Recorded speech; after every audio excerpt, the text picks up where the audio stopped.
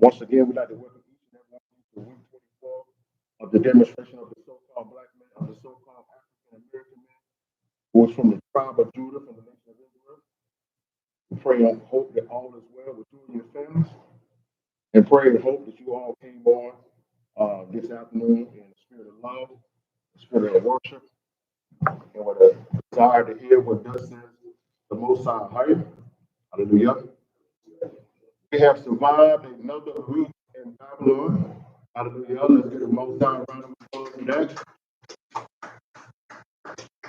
During the most wickedest time of the year. That's another round of applause for the Most High. Hallelujah. All praise, man. We are so thankful to be before you all today.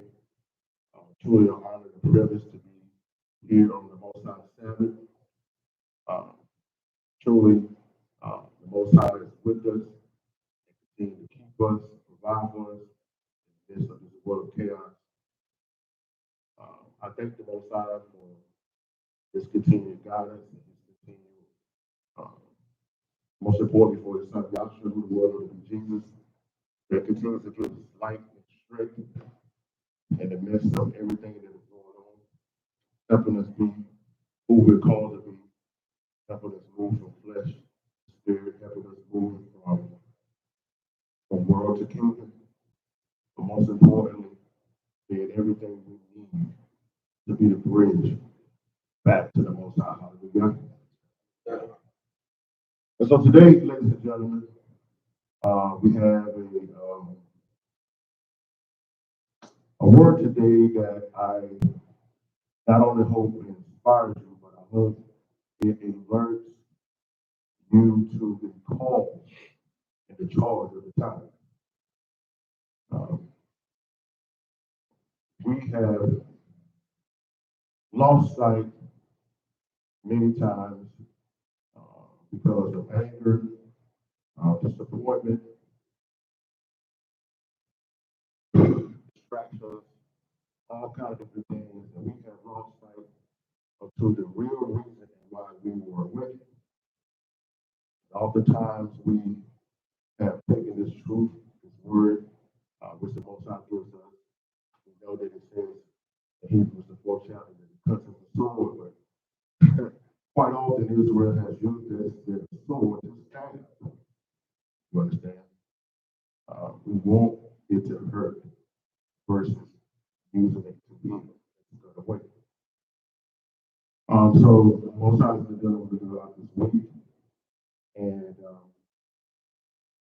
he brought back a familiar title, but one that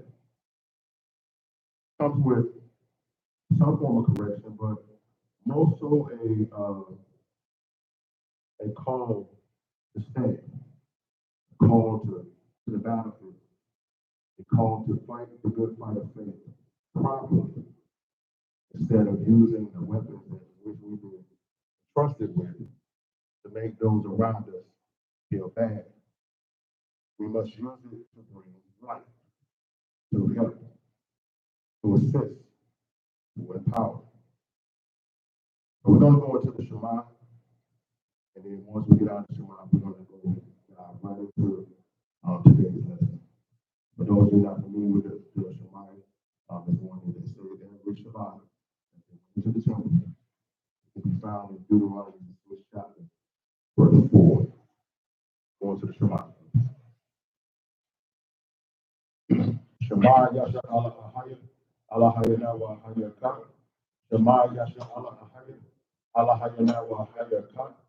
Shema Yasha Allah Ahaya, Allah Hayana wa Hayaka. Hear, O Israel, the Most High Yah is one. Hallelujah.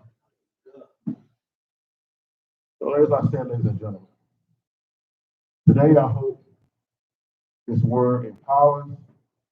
I hope it shakes us up to a sense of duty.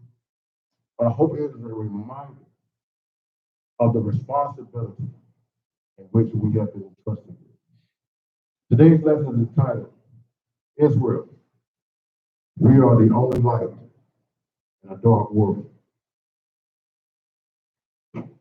Israel, we are the only light in a dark world.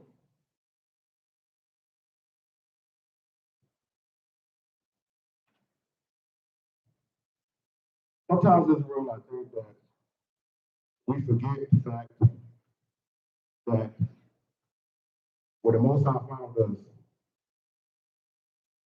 we were in complete darkness ourselves. The way we saw life, the lifestyle in which we were living, the ideologies that we felt so strongly about. I think we sometimes forget that we were so convinced that what we were doing was right. And slowly but surely, the Most High revealed to us how wrong we truly were. And that is happening for us that continue to seek the Most High. That is happening to us on a weekly, sometimes on a daily basis.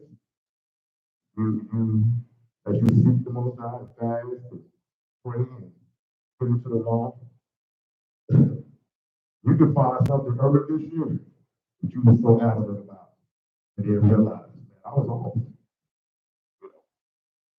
There were situations where in which you felt like you were right. You didn't owe somebody an apology. You get into the script and say, oh, you got to go back. Yeah. I tell the story quite often.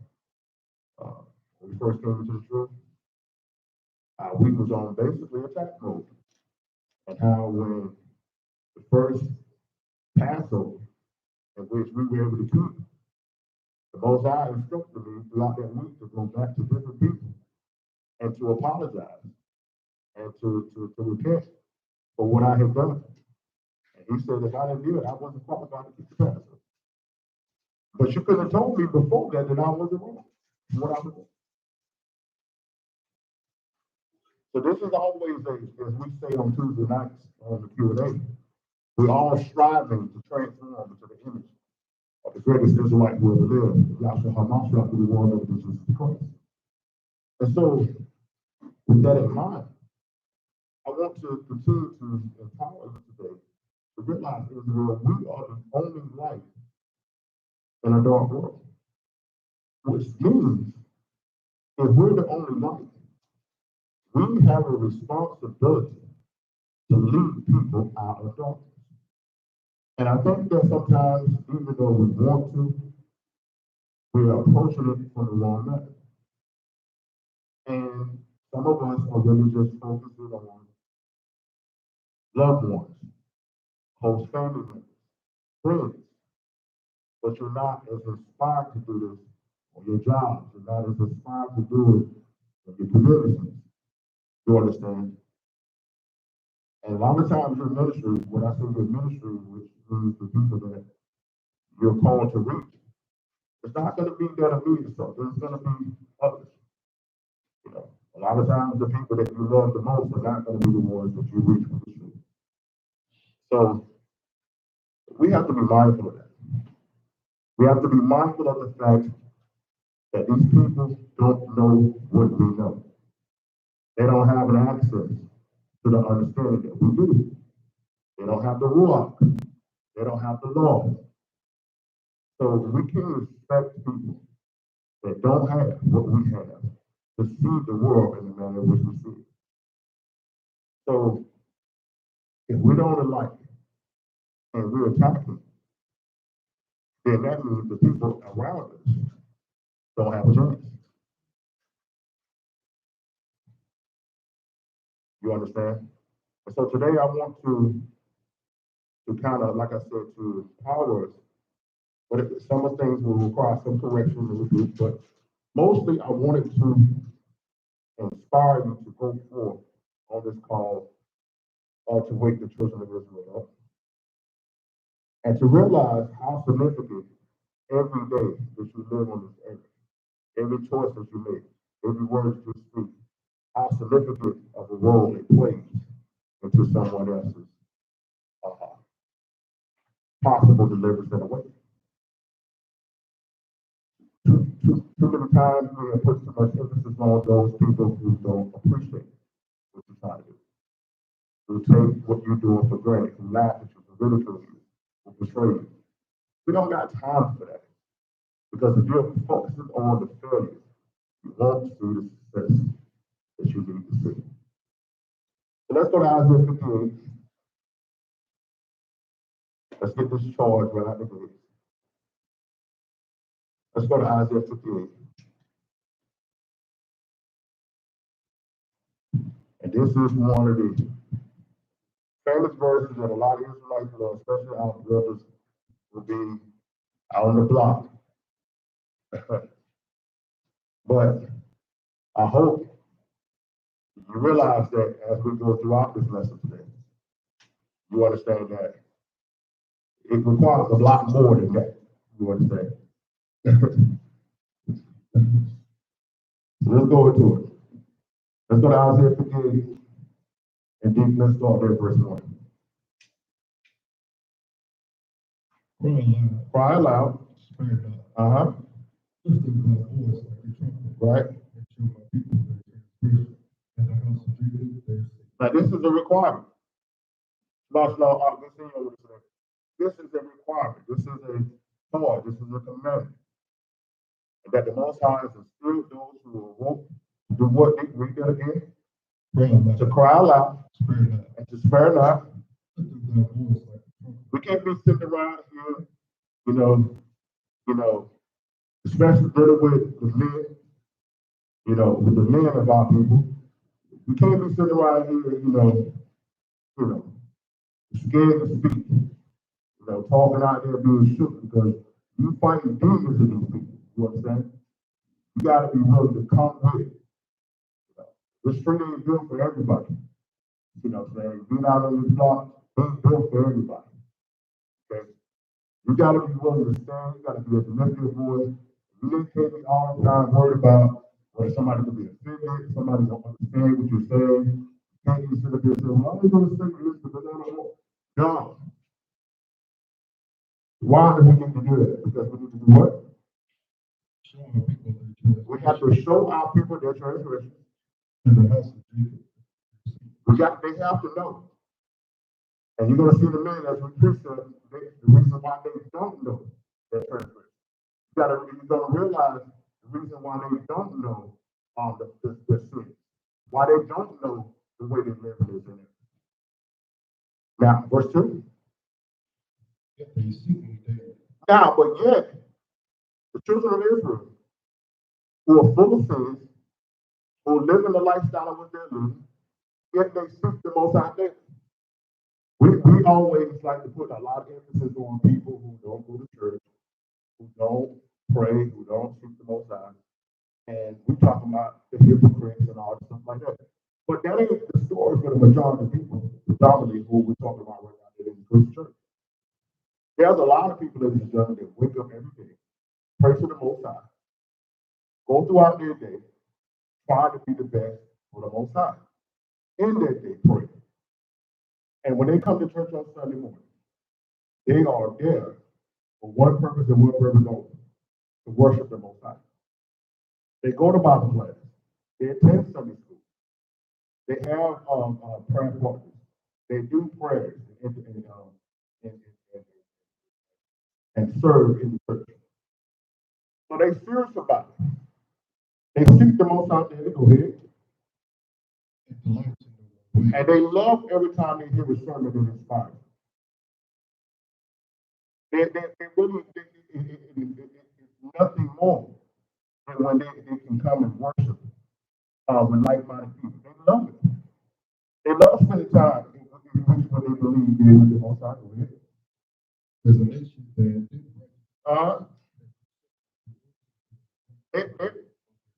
They don't know that they're not righteous. Because based on their church coming, based on the religion of Christianity, they've been told that they are righteous. They don't know that they got to keep the law because they've been told over and over that the law is done away with. They don't know that their Sabbath is a requirement. They don't know that holy days is a requirement. So they don't even know that they have to serve the ordinances of the Most High. Because the God of Christianity, the white Jesus of Christianity, doesn't require these things.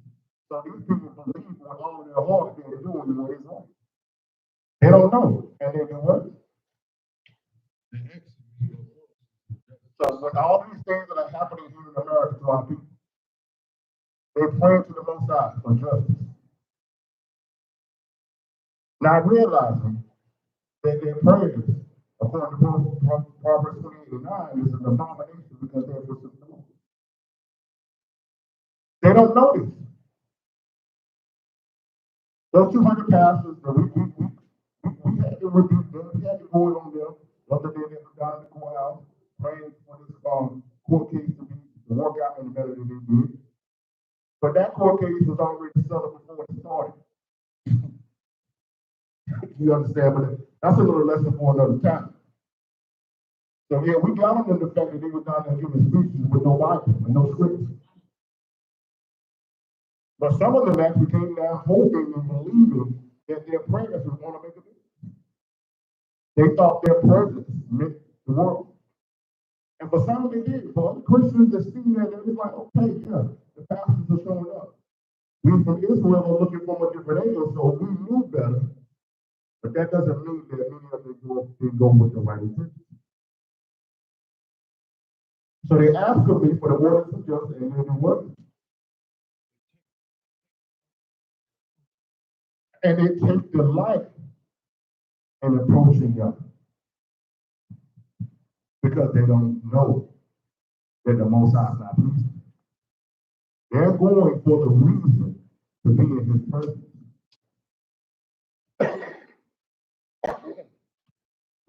So when you're screaming, crying loud and sparing not, you have to take all of that part into consideration. And quite often we don't. We just go in and just attack, boom, boom, boom. Not understanding. This is like this right here. Right? Let's just say, for example, your wife woke up one morning and said, you know what I'm going to do? I'm going to cook my husband his favorite meal today. I'm going to go and get all the trimmings, all the sides, everything that you like. I'm going to cook that big old steak. I'm going to get that big piece of chicken fried up good. I'm going to get him to make him his own favorite dessert and everything. When he come home, the table's going to be fixed. It's going to be laid out. The drink is going to be chilled. I'm going to have it ready. It's going to be good. I'm going to have his bath little ring and all of that. But let's just say so happens throughout the day you end up getting a stomach virus. Right? And you're unable to eat. When you come home, you see all this food that you can't partake in. Did you cuss and blink the woman out because you spent all this money on food that you can't eat? Some men would. You should have called me. If you'd have knew, if you'd have asked me, you would have knew I couldn't eat all this. Attacking, totally disregarding the intentions of their actions. And this is what a lot of Israelites are doing to our Christian brothers and sisters, but those in the world, not understanding how they got to this place. Just immediately seeing the wrong and focusing on the wrong without even knowing the sin. Come, Israel, we are the only light in a dark world. Now, let's go to Isaiah 9, and I'm going to show you why our brothers and sisters don't know. Now, of course, we could have went to Isaiah 1, and we could have showed you the fact that they don't know that they Israel. But we definitely didn't off with that. We understand that now. Let's go to Isaiah 1. It's lucky, Isaiah 9. Watch this.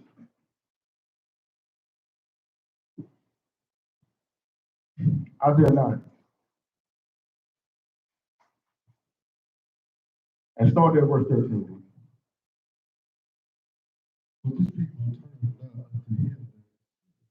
Because, see, ladies and gentlemen, remember, for those that was with us on the Truth Now Q&A. We talked about the fact of the matter that our people don't know that it's the Most High that sent them in captivity. They don't know it's the Most High is the reason why they came here in slave ships. They don't know that everything that we've been dealing with in this country is because of the curses of Deuteronomy 28.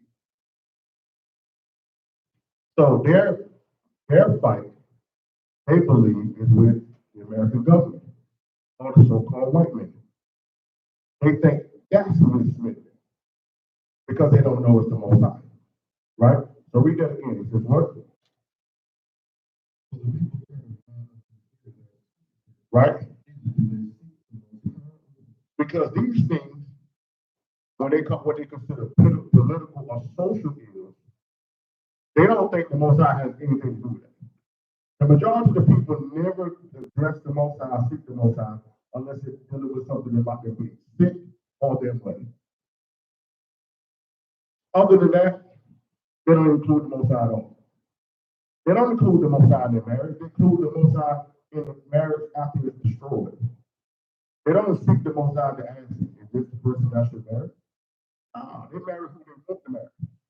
And then when the problems come, oh yeah, will you heal my marriage? I never told you to do that in the first place. They don't ask the Most High about a career. They follow what the world says as an idea of a career, not even knowing their purpose. But the Bible says in Romans 8:28, all things work together for those who love God and are called according to their what? Purpose. Not career. Not career choice. This career stuff is the Babylonian system, where you go out and work this thing that I set up, and then you make this money that's set up for this system. That's Babylonian system. That's not the Most High. It is hard for our people to wrap their minds around it. So when things don't work out, I guess it must have been one of the Most High will for me to happen. This wasn't what you were supposed to do. But then for the ones who are making a lot of money in this field, I'm blessed.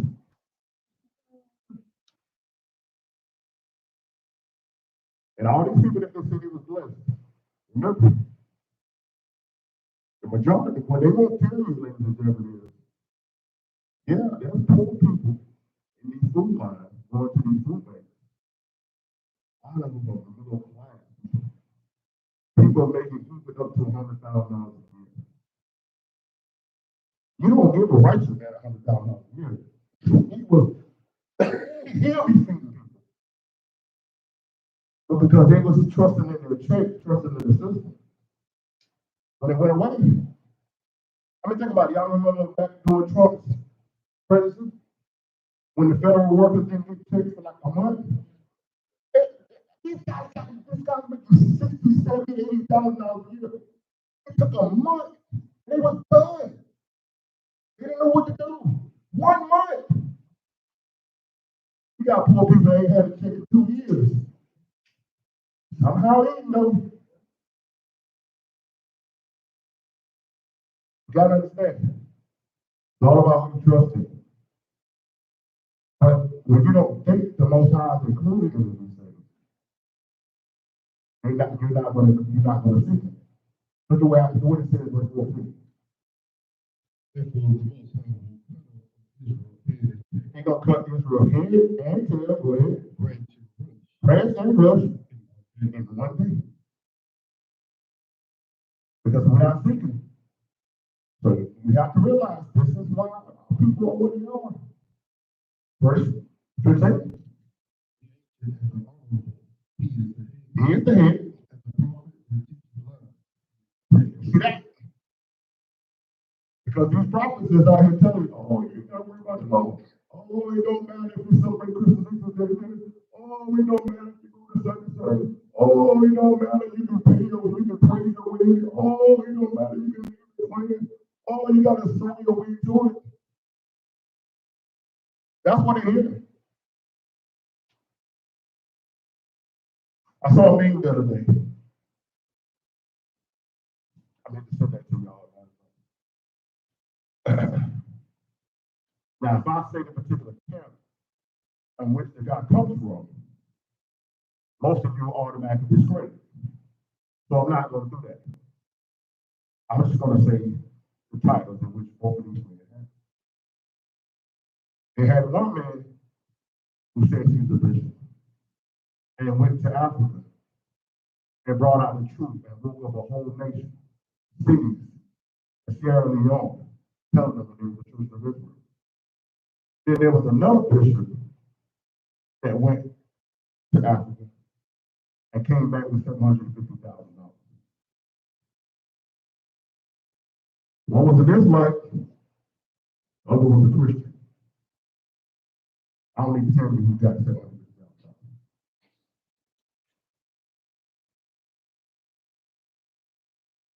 Okay.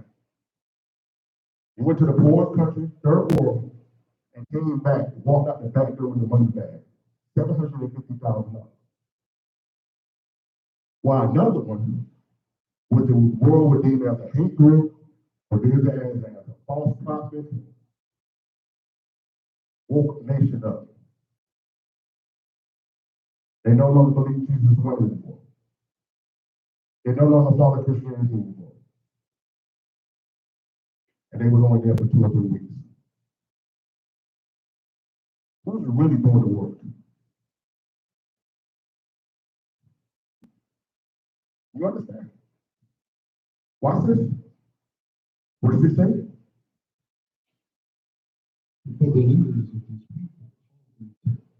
For the leaders of this people cause them to err.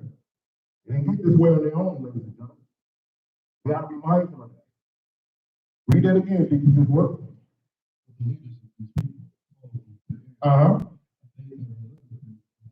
Are destroyed.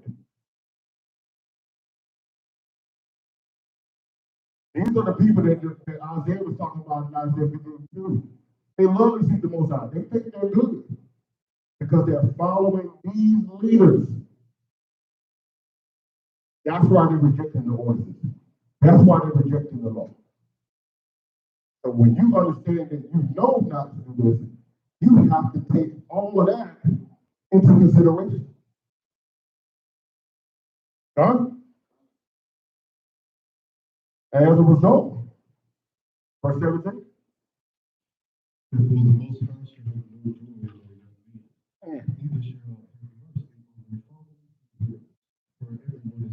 Right? That's why. Like, why are these people dying? Why would God allow this? Read it again. For everyone is a hypocrite and an evildoer. Speak of what? Go ahead.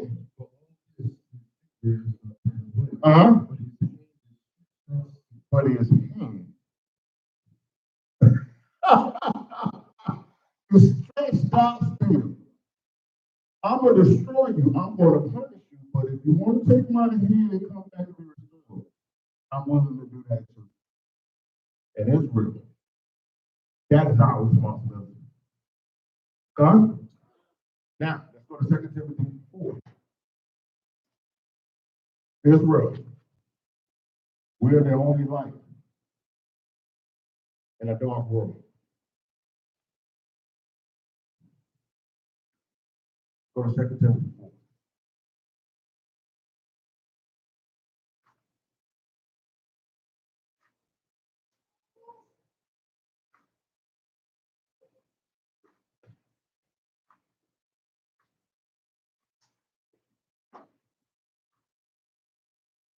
Second Timothy 4. And then let's start at verse 1. I charge thee therefore before the Most High and of the best of you shall to judge the quick and the dead, preach the word, be instant in season, out of season. So this means that you can't say, man, I was having a bad day today, so I didn't take time to pray. Well, I got my own problems. I'm not going to sit here and listen to this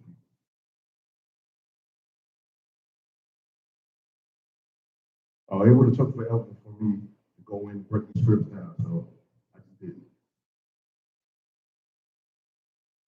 People don't want to come to the assembly no more, so I'm just not going. People ain't serious about it. I just give them a little bit to go on. You have to do it whether things are going good for you, or when it's going bad for you. There's no days off in the kingdom. Read it again, he says what? Preach the word. Be instant in season, out of season. Right? Reprove. Rebuke. Uh-huh. Exhort with all suffering and See that? Timothy said, Paul told Timothy, said, listen, you got to correct these folks. You got to inform these people. And you have to encourage. Most people ain't doing the encouragement part. They're doing the review part. Oh, yes. But there is actually no correction. It's just, most people just want to tell you you're wrong, but they'll never know how to show, don't have the ability to show you how to do right.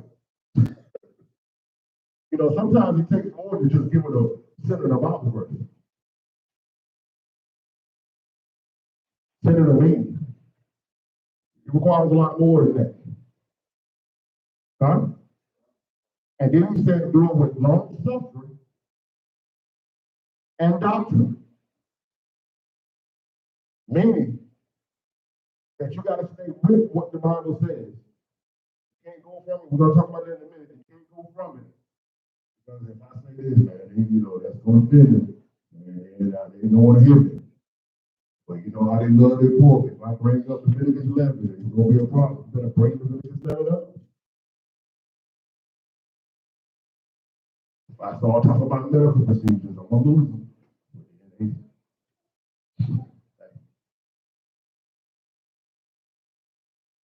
Watch this. Verse 3. Right? After they what? Right? And this is what we see, especially in the Christian church. Listen, I used to say this when I was involved in the Christian church. I said, this cannot be the will of the Most High, where people can go in and go out there. So, chapter and verse. I was saying that in 25. No truth. I was like, what do you mean how you can find a guy, you got people coming in and all business to the church? The one that can hoop the holler the best is the one that you vote in. And if he gets somebody in there telling you too much truth, you vote him out. I was told, I've been told a lot of stories over the years. I remember a particular story, which I was told where the bishop, the pastor that comes there, that was voted out of the church, if you ever talk to him, you know him long enough, you ask him how long he was with this particular church, he can tell you down to the day. How many years? Because he would always say 2 years, X amount of months, X amount of weeks, X amount of days. And everybody that was real in the church will tell you the reason why he was voted out is because 70% of the church was shacking. And he came in preaching about shacking, preaching about fornication, and these people didn't want to hear it. And voted him out for the truth. Well, you messed up my Sunday morning. I'm coming to hear me a word. I don't come to hear no truth. I ain't coming to hear how I'm wrong. Vote him out. You can't tell me that's the most. And because of that, you got a lot of men and women who now are compromising their messages so they can stay in. I'm telling you right now, we tell y'all often. I know Christian pastors who know they are the children of Israel. The reason why I know that is because we told them. And they're going on every Sunday, business as usual. Why?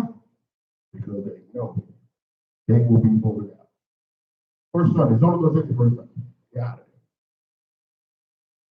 And we tell them, when we go through the process, we tell them, you don't go in and usually tell the people that are children of Israel.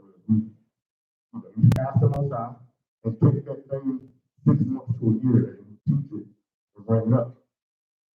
But they know most of them won't make it. I think I told y'all this story before.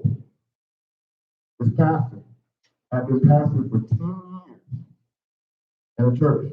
10 years.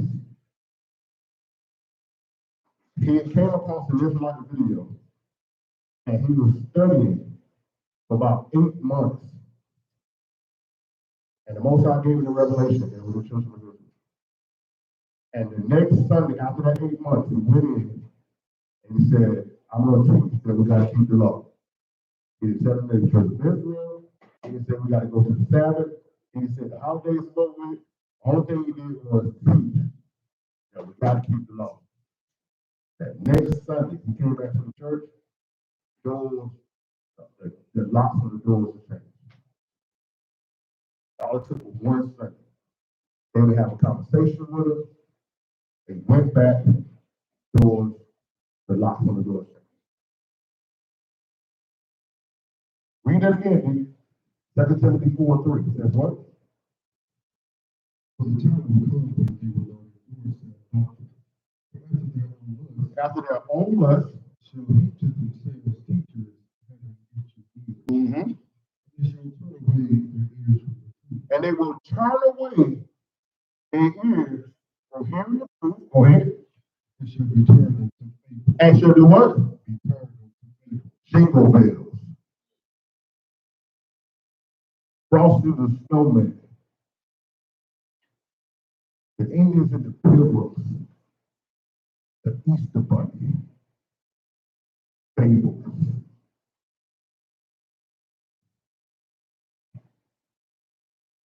Is it not what it is?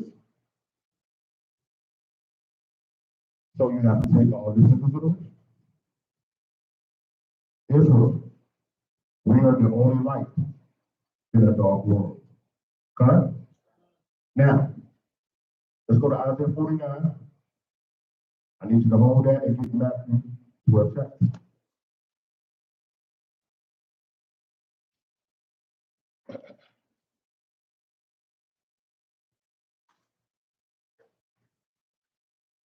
Isaiah 49. I need you to hold that and get Matthew 12. Israel, we are the only light in a dark world.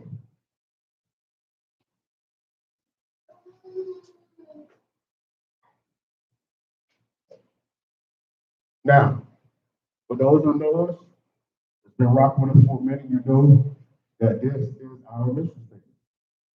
This is the whole purpose that Better Day Ministry was started. The whole purpose that Better Day Ministry go forward and do what we're doing. This is the driving force by all those who truly believe in the Torah and the Tanakh and the Torah of the gospel of the Yeshua HaMashiach, who never lived Jesus Christ. This is the mission statement. This was the reason in which Yahshua said to the world. So you cannot call yourself a Christian. You can't call yourself a believer. You can't call yourself a follower of HaMashiach if this too is not your mission statement. Isaiah 49, verse 16.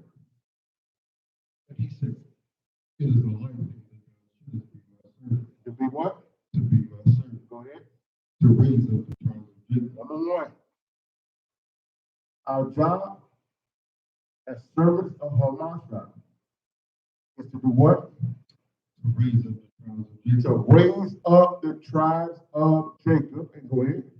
And to restore and preserve Israel. So what we have to do is we have to go and tell our people, according to Ezekiel 37, speak to those dry bones, and tell them who they really are. And then when we tell them who they really are, then we have to begin to restore them with the Ruach and the Torah.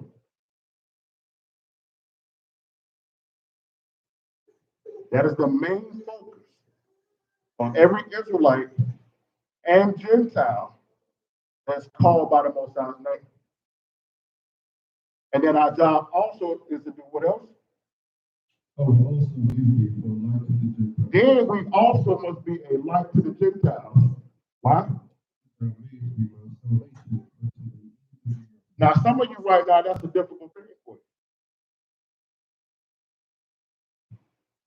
Some of you belong to camps and the assemblies that say that word Gentile is talking about Israel there. That's foolishness. He's already said the tribes of Jacob and to restore the preserve of Israel. So for you to say right there that the Gentiles and Israelites and the Gentile state of mind, that means you're just at a point right now you just don't want to accept the truth. You need to check yourself before you wreck yourself. You got to get past the anger stage. Now, why are we supposed to be like unto the Gentiles? Let's go to Jeremiah 16 and 19. Let me show you how we know among thousands of other verses that this means that we have to be like unto those who are not Israelites. Jeremiah 16 and 19.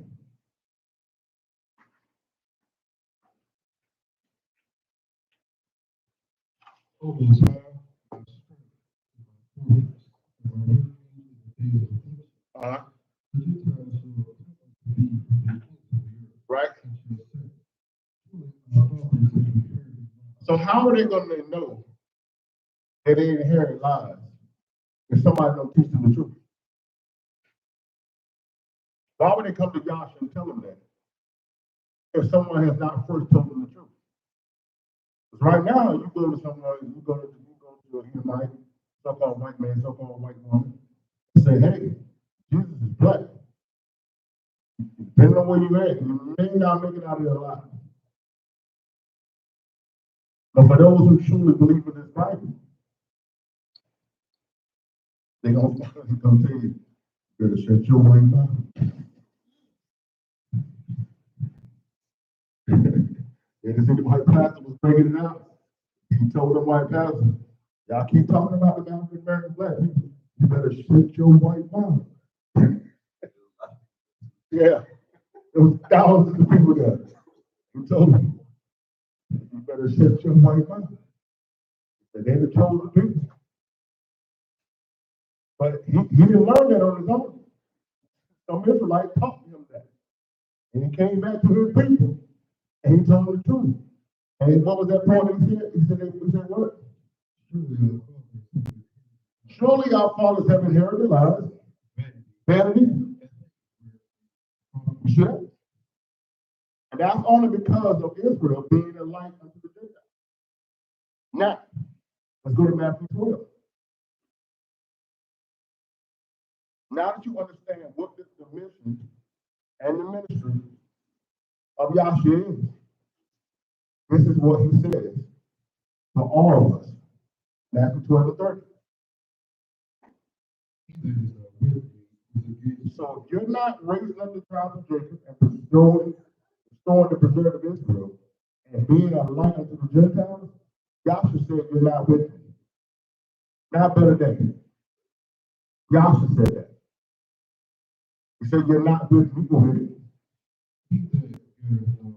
And those who are preaching another doctrine, go ahead, you are scattering the people. If you tell the people, oh man, the only ones in Israelites are dark skinned people. I don't believe in the two tribes. You're scattering. If you say the Gentiles, and every time the word Gentile is mentioned in the old or what they call New Testament is talking about Israelites, you're scattering.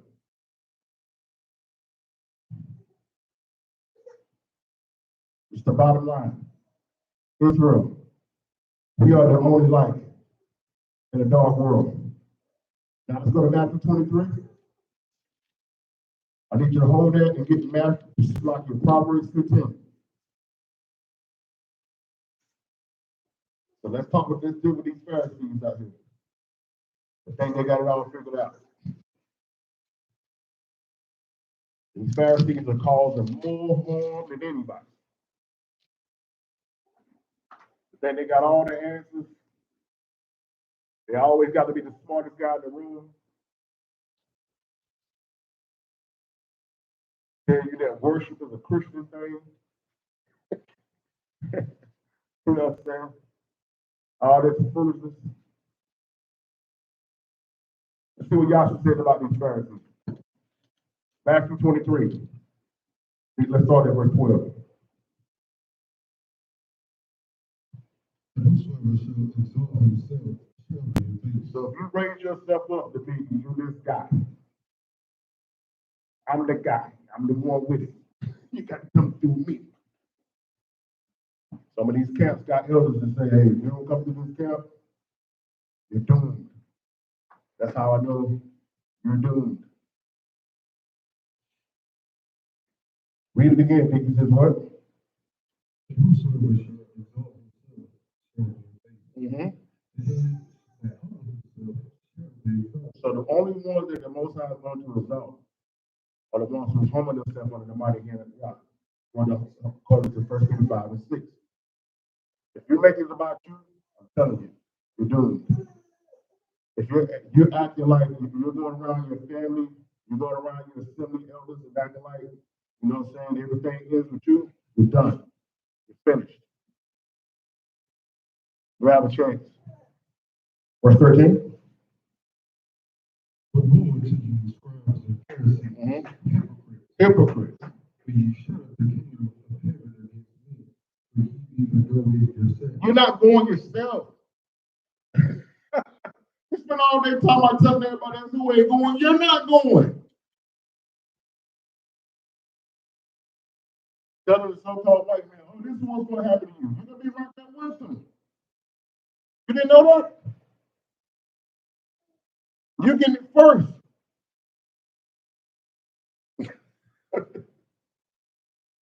You get it first. How do I know that, D? How do I, is that something I'm making up? Hold that. I'm in my left Pharisee's mouth hanging over one time when I showed him this right here. Let's go to Luke 12. Watch this. Watch this, y'all.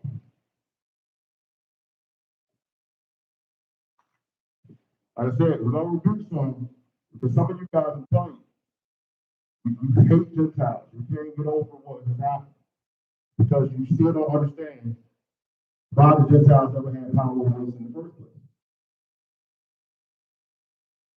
Matthew 12, so like Luke 12. And just let's go straight to it, verse 43. Listen to this servant. No, it's like it's starting with 42. And the master said, who then is that? He said, who is that faithful and wise steward who is? Who his Lord shall make ruler over the household to give him a portion of meat. So he asked the question, who is going to be the one that's going to be rewarded when I come back?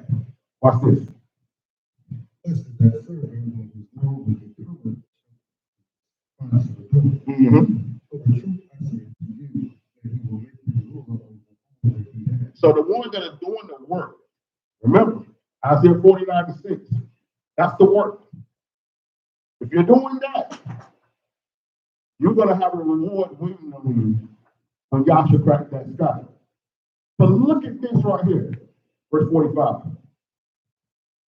But and if that servant says in his heart, my Lord, the Lord is coming, Right? he shall begin to beat the men servants. He began to do what? Beat the men servants and maidens, and to eat and drink and to be drunk. Now, who is the men servants and maidens? Hold that. Go to Isaiah 14. Watch this. I hope I'm helping someone today with this. Because if y'all don't get this part, some of you are not going to make it. Isaiah 14, verse 1. Watch this. For the Most High will have mercy on Jacob, and will give to Israel. And set them in their own land, and strangers shall be their portion. That's the Gentiles. And they shall cleave to the house of Jacob. They shall do what? Go ahead. People shall take them and put them to their place. Right? And the house of Jacob shall possess them in the way of the So what? for servants. So what is it? For servants. For servants and handmaids. Have y'all seen this? Now, go back to Luke 12. Now read that verse 45 again, knowing who they are.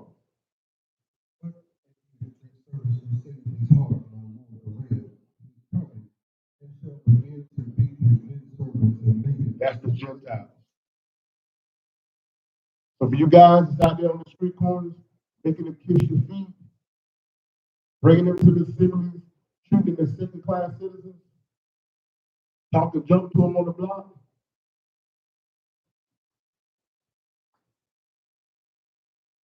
It's not going to be good for you. Let's see what's going to happen to them.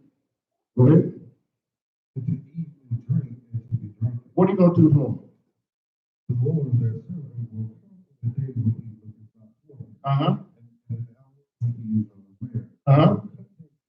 He going to do what? And will cut him in some. Now, he going to give him a high five. He said, boy, you doing that work for me, what? He will cut him in sunder. Y'all see that? That's how y'all figure it out. You give me first, Pharisee. You come in talking junk, treating Gentiles bad. You're getting done up first. And then you're going to get over there with the non-believers of the Gentiles. And then verse 47 says what? Right? And you knew to do right. You knew what Isaiah 49:6 said, and you didn't do it. Go ahead. Right? You shall be beaten with many stripes. Why ain't this guy right here being called in the scripture? I need to know this is coming. When you're telling me, oh, Jesus is coming back one day, I need to know what he's going to do.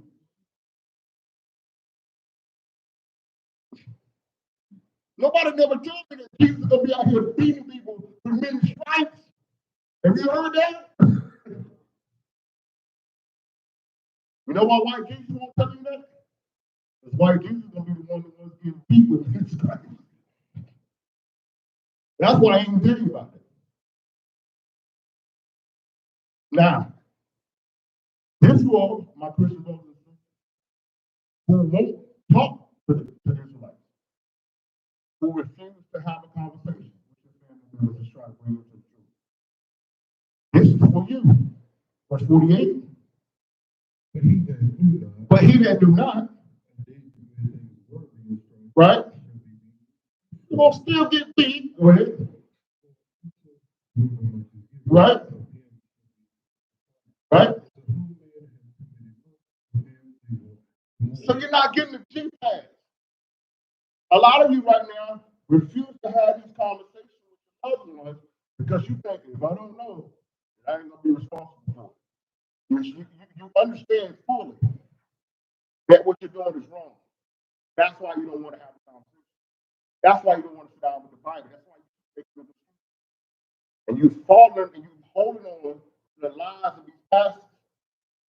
You're not going to get a G-pass. You must understand that. Now, let's go back to these Pharisees out here. I thought I'd bring that out. The Pharisees out here think they can just continue to do what they want to do. And for you who are following these guys who are teaching this false doctrine amongst Israel. Matthew 23, back to Matthew 23. Let's read that verse 13 again.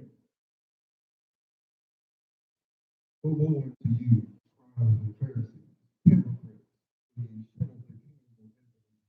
right? Uh-huh. You're not going. You're not going yourself. You can sit around and keep teaching this false doctrine about his kingdom is only for Israel all you want. You will never see it. Verse 14. Woe to you, Right? When you devour widows' house, Uh-huh. the pretense of prayer, Mm-hmm. before you shall receive the credit that This is you guys out here that's taking advantage of all these women with no men covering their houses. Going in, or them just come to your house, pray for your house, go into your house. That'll be $800.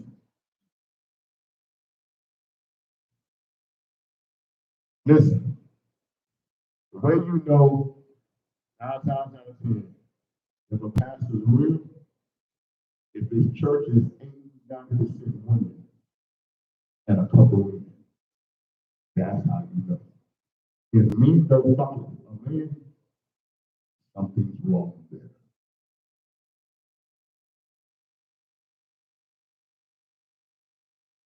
You understand? Some of you Israelites out here, some of you guys, all the guys, all the people that are watching the videos, the ones that are preaching, because you're telling them what they want to hear and taking advantage of it. And some of you are even going the next stage of making them compromise their lives. Warn you. Warn you.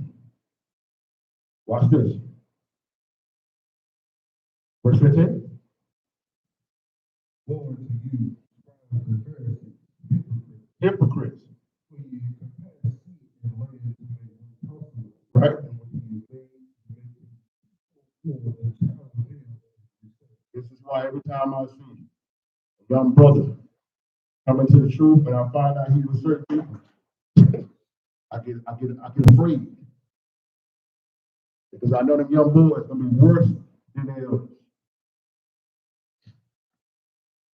Worse. It's bad. And when you out here taking this hateful, false doctrine and putting it into you young men, and turning them to raven wolves like you, God should say you're gonna pay for that. You gotta encourage these young men, you gotta build these young men, and you gotta point them into the direction of Hamashiach, not to you. Young men, let me tell you something right now. Let me put this out here. And ladies too, if you're listening to a guy and all he can ever tell you is how you need me, I am the answer, but it's never teaching you to develop a relationship with Hamashiach, run as fast as you can. Because the book is coming. And once they get deep into you, you're going to listen. There was a guy who had his whole assembly believing that he was the Holy Spirit. And they believed it with all their heart. I had a young man reach out to me a couple years ago. Like, yo, I ran across some guys, man, and I was putting them on your teaching. He said, man, can I give you a number, man, to talk to? I said, listen, who are the guys? They in the truth? He's like, yeah, they're in the truth, but man, something ain't right about what they listen. And I'm like, what assembly they go to? When he told me, I said, yo, no, it's a waste of time. Because you don't know, they look at you as a devil, and they're going to come after me. No, I said, man, we'll be praying for those brothers. Those brothers are not going to hear you right now. They have been fully indoctrinated. If you believe your elder is the Holy Spirit, there's nothing I can tell you. There's nothing I can tell you. Only person can free you in that situation is the Most High. So we pray for them continuously. We hoping that they're okay. That elder is dead now. So that's what it said. And I actually saw one of their members break down how he taught that. No, they didn't teach that part of it. They didn't teach that. But they broke down how he became the Holy Spirit, how he is the Holy Spirit. And I was just like, and their whole assembly believed it. And this wasn't a couple of cats. This was a large assembly. And if I tell y'all the name of the assembly, you'll know exactly what I'm talking about. They're a popular assembly, and they believed that elder was the Holy Spirit. They believed it with all their heart.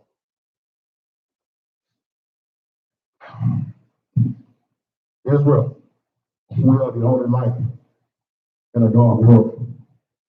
I think let's go down to verse 23.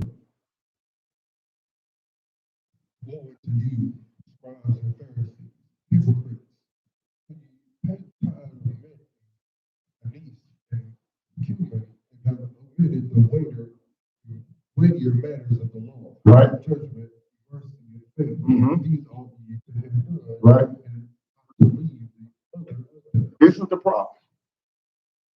You see, Israelites right now,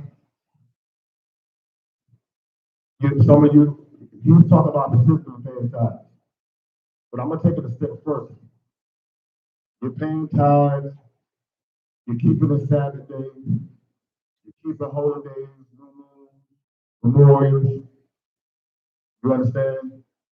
You got the apparel down. You look the part. You learning some Hebrew words. It's all shalom this, hallelujah that, all praise this.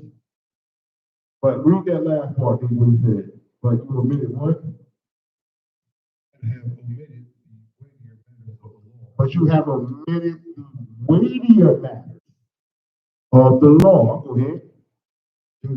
Judgment, mercy, and faith. So these are the things that you don't even consider. You don't even put those things in the report. On that day, watch this. Let's go to Proverbs 16. I can tell you right now, countless Israelites, men and women, they had every Shabbat. They proudly boast of keeping the feast days. But they also treat people like dirt.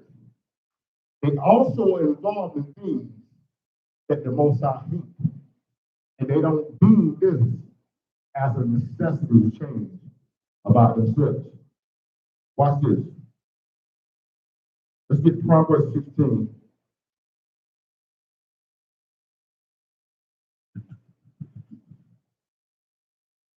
Hold on.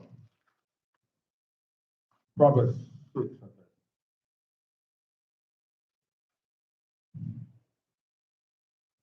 Yeah, Proverbs 6. Like the Proverbs 6. So they doing the things that these outward things that to convince everyone. You understand that they are the church of Israel. You see them on the Sabbath. Always Shabbat Shalom this. Shalom that. Hallelujah. They talk the lingo. They look the part, the fringes, and the hair wrap, the apparel. But the weightier matters of the law, the inner man, has not changed. There is no transformation to the Most High. You understand? Pharisees, hypocrites is what he called them. Because the eternal man is still the same. And you only concerned with looking the part. Watch this. Proverbs 6, verse 16. These 6 things doth the Most High hate, and 7 are abomination unto him. A proud look. How many Israelites you know that got that proud look? They say they ain't the truth, but still arrogant, prideful. No level of humility at all. Most I hate this. What else? Lying. I'm talking about, what did you call it? What did you call it? Unsolicited lies. When it's not even necessary, you're not even being asked. You're offering the lie on someone for nothing. What else? And hands that shed innocent blood. Hands that shed innocent blood. Go ahead. A heart that provides That sit around and think of ways to bring harm to others. Go ahead. that are And anytime you see something going down, you always want to be a part of it. Swift to run the mission. What else? a false witness Lying. that speaketh lies. Bearing false witness. Carrying out another person's character down when they're not around. What else? He that is so episcopal of the brethren. Yo, man. You know, church they hear you this thing. How many people y'all know that city Israelites is doing this right now?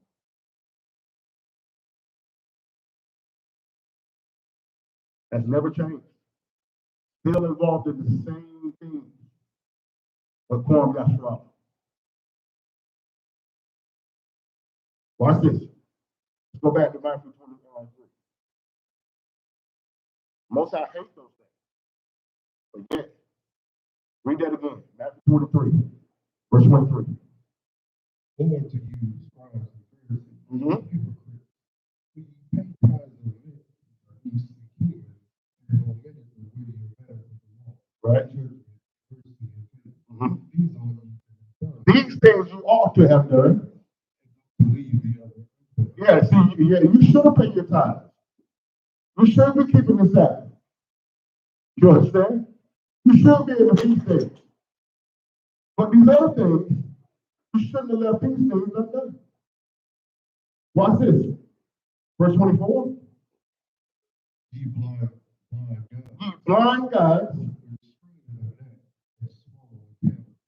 always focusing on the little things, but denying the great things and that you struggle with. Because you believe you're the truth and you have arrived. So you want to point out the little things that you can find wrong with someone all the way, all the time to make yourself feel better. But never, ever acknowledging or addressing the issues that you have with yourself. Ever. Watch this. Go ahead. Woe unto you, scribes and Pharisees, Right. hypocrites, Right? for ye make the outside of the cup and the cup, Mm-hmm. they are full of extortion. See that? Always trying to look the part, but not actually being a Masha. You understand? What else he said? Verse 26? Thou blind Pharisee, Got what? blind Pharisee, Mm-hmm. that which is within the cup and glass, Mm-hmm. that the outside of it may be clean also. Woe unto you, scribes and Pharisees, No, that's it right there. That's it right there. No, go ahead. Go ahead. Get that verse 27. for ye are like unto the whitest sepulchres, Mm-hmm. indeed appear beautiful outward, Right? but on the Full of dead men's bones. What else? and of all Uh-huh. even so you are you also outwardly appear righteous unto men, You appear righteous unto men. but within you are hypocrisy and iniquity.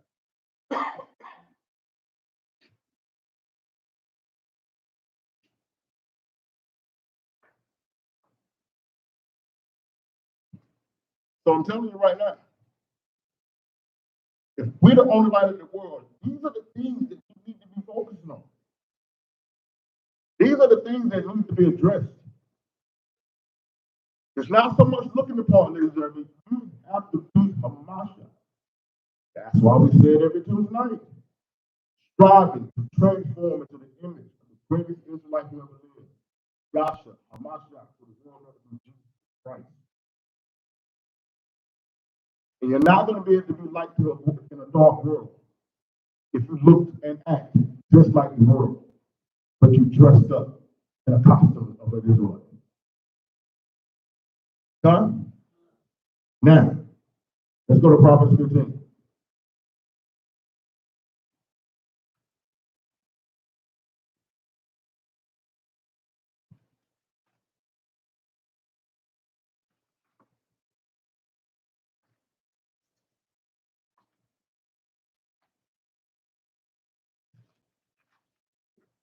Go to Proverbs 15.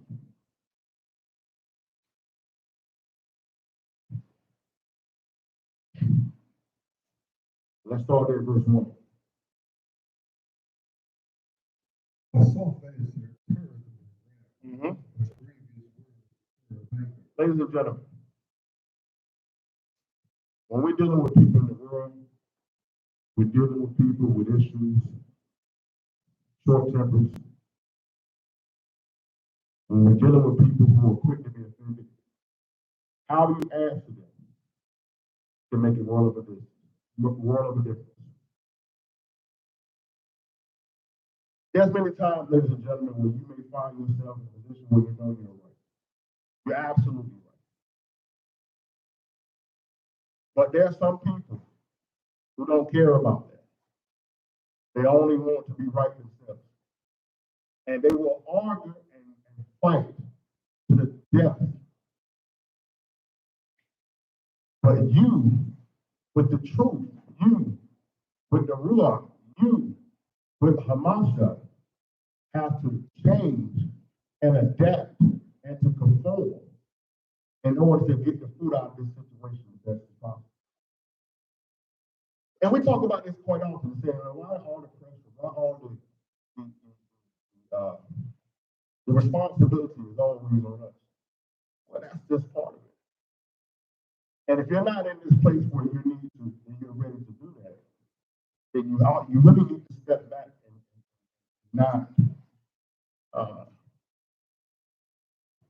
and not be one that continues to make situations worse. Because I promise you, ladies and gentlemen, even though you may deem this is unfair, the Most High is holding us that He has awakened to an higher standard than He is the rest of the world. This is the reason why I said judgment starts amongst the house of Yah.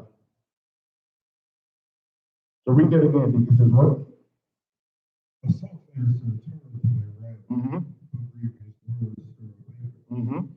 The tongue of the wise is knowledge of wrath. So the tongue of the wise will use the knowledge in which the Most High gives you the right way. But The mouth of fools pours out foolishness. that's what I'm saying. It comes from foolishness, madness. The leave you looking at them like, what? Watch this. Verse 3. The eyes of the Most High are every way, only the evil and the good. Mm-hmm. Right? So what happens, ladies and gentlemen? You can speak life or you can speak death on any situation. It's all about what you decide to do when you're in that place. Watch this. Start at verse 4. It's like it, verse 7. The lips of the wise is knowledge. The what? The lips of the wise is first knowledge. Uh-huh. But the heart of the foolish doeth You thyself. see that? So it can be told, it can be known who you are based on what you're putting out into the atmosphere. You're putting out drama, strife, discord. We know who you are. But now with love, mercy, you know who you are. Huh? Let's go to Deuteronomy 20. Get some more.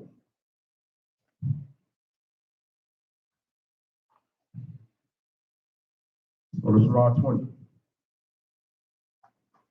Israel, you're the only light in a dark room.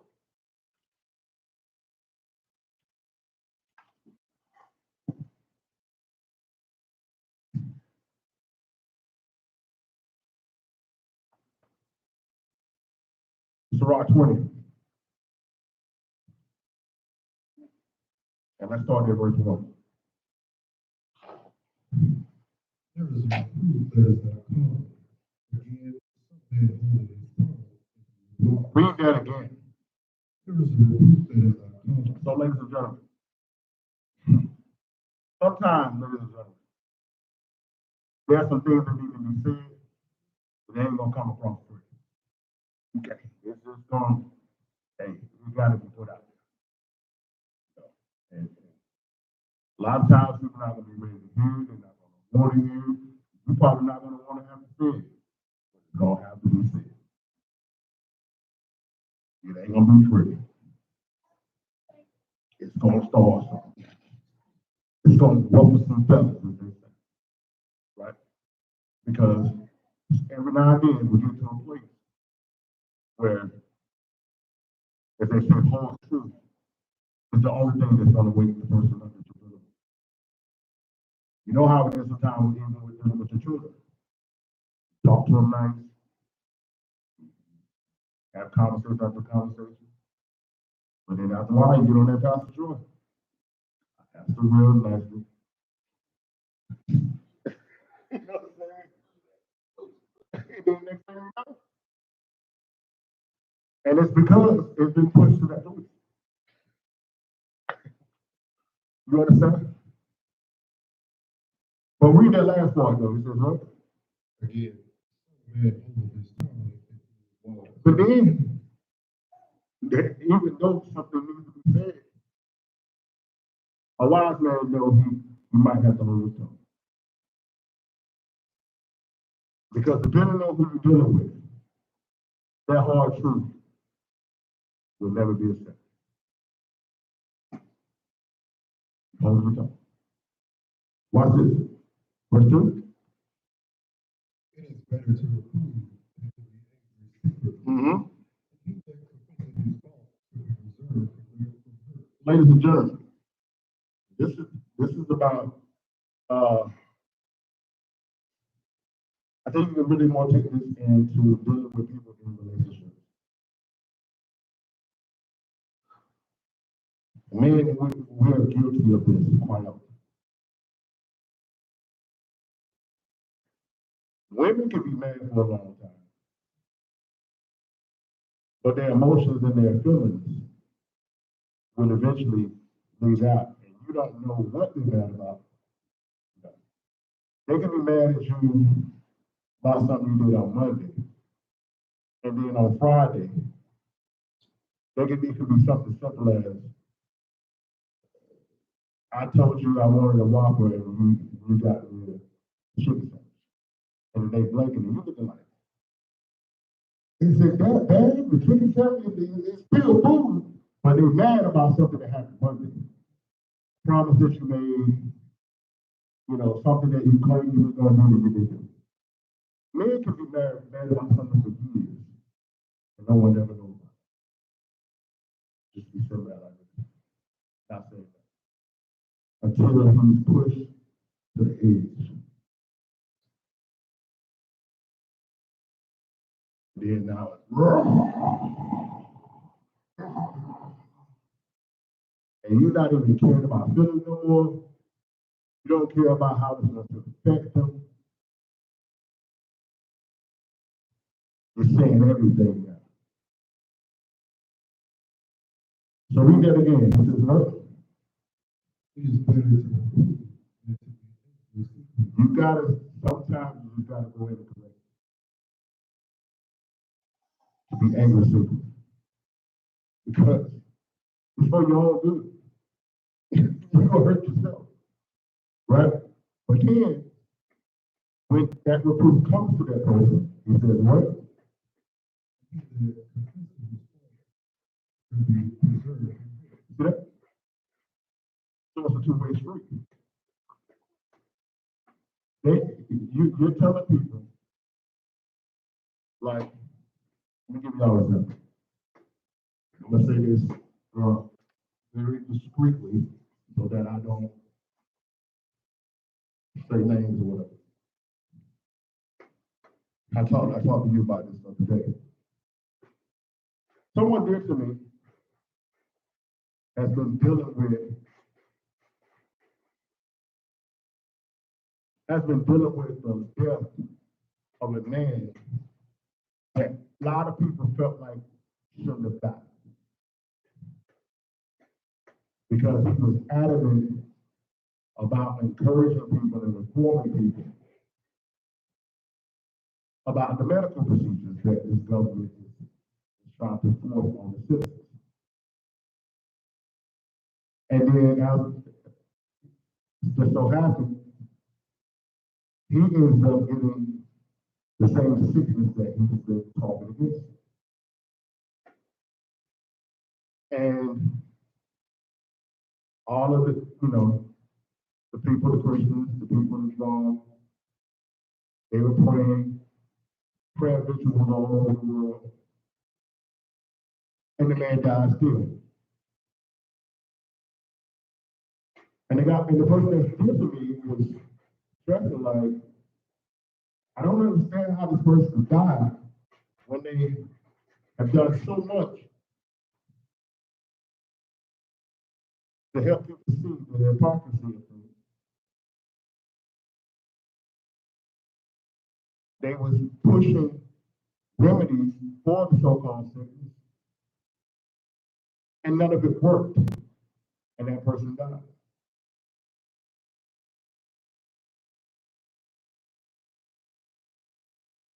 It was very difficult because I know the person was very disappointed, and they were at a place of questioning the Most High.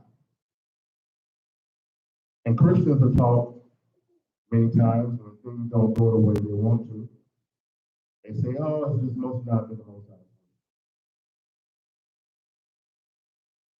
But the truth of the matter is, what I try to get across to people, what Israelites are constantly trying to get across to our Christian brothers and sisters, is that the Most High doesn't reward good intentions.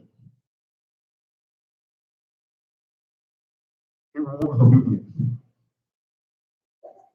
You see, the same man that was telling everybody about the medical procedure was also telling you that it's okay to break the law.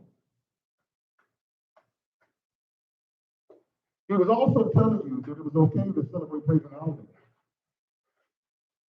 He was also telling you that Jesus was white.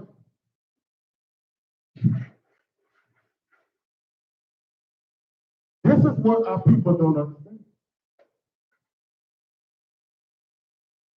And I was just thinking about it, and I actually was thinking about this on the way over here today. Because what a lot of our people don't understand,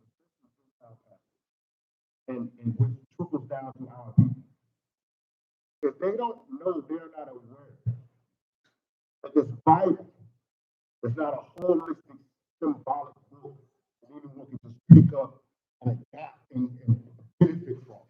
That's not how it works. This book was written to Israelites, for Israelites, by Israelites, for us, by us, the original people. So our people will come in and say, I'm a Gentile. I don't got to do this. But read a blessing that was given to Israelites and try to claim it. That's not the way it works.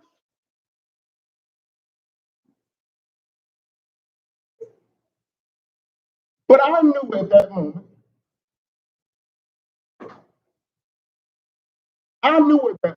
saying that would have made the situation so much worse. So I didn't say a word. I just sat there and I was like, yo, man, it's sad. They was talking about how the funeral and people were crying and all that. And I don't want you to sit think down and sensitive talk, but I knew that the Most High says in Ezra and in Psalm 91 that the plague shall be brought for those who keep the law.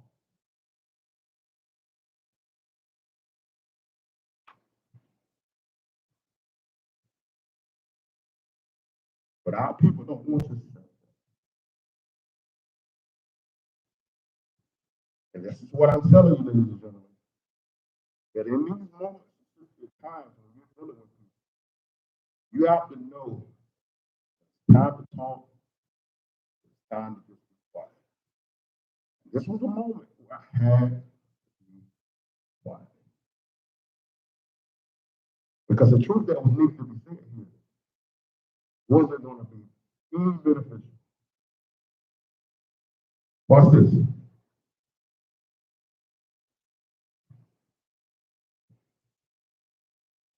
Go down to verse 1. Yeah, verse 3. How good is it to show repentance, for so shall thou escape from sin. So when a person comes and tells you the truth, tell our people the truth, and they repent, it's a beautiful thing because they're able to escape willful sin. But look at verse 4. As is the lust of the eunuch to defile a virgin, so is he that executeth judgment with violence. You see that? So that means that eunuch that took that vow of celibacy, that's burning in his lust toward the first king, fornicate, and mess around and taste it from a woman. Because no one told him the woman won't be holy. Are y'all seeing this? Watch this. Verse 5. There is one that keepeth silence, Uh-huh. and And it's found wise. and another of much family. Now, you see that? That's why I was trying to lead you. Because of the mistakes that I've made in my past, I realized that sometimes opening your mouth is going to make the situation worse.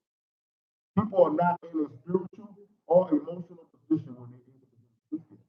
So we just got to sit back and let the Most High do the work. But read that last one. He says, but what? And another of much family By much babbling becometh hateful. becometh hateful. People hate to see you coming. Because all the things they equate you to now, oh man, they come to church. Oh man, they come to talk to them. You're the only light in the dark world. Your light still shining whether you're talking or not. Huh? Watch this. Verse, go ahead, verse 6.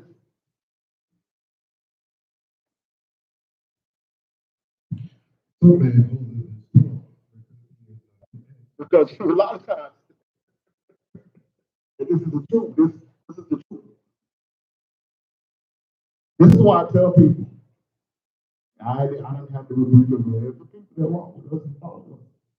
See me as their elder. Stop coming to me. When you get back into a corner, you got to answer now. So I can answer. You can no problem. I'm not in debate. Why are you coming to me, your elder? Break this verse down for me so I can no, I'm not doing that. I told you stop debating. You're going back and forth with people you're not ready to talk to. You're talking to Christians and they know more Bible verses than you. You just don't do around 28. Sit down, get your pen and a pad, and learn. And learn to be better, not to be able to talk better and to be better. You understand? So some men, so when they get into these situations, they done got back in that corner, they're like, they got nothing to say.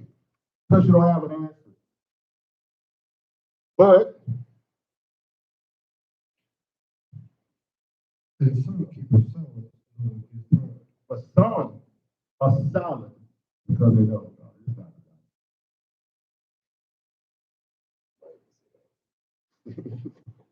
I'm not I'm not going back and forth. You're not even ready to do that. Because that person that I'm talking about before, if I went into the script and when it said Proverbs 28:9, those who turn away their ear from hearing the law, even their prayers are abomination.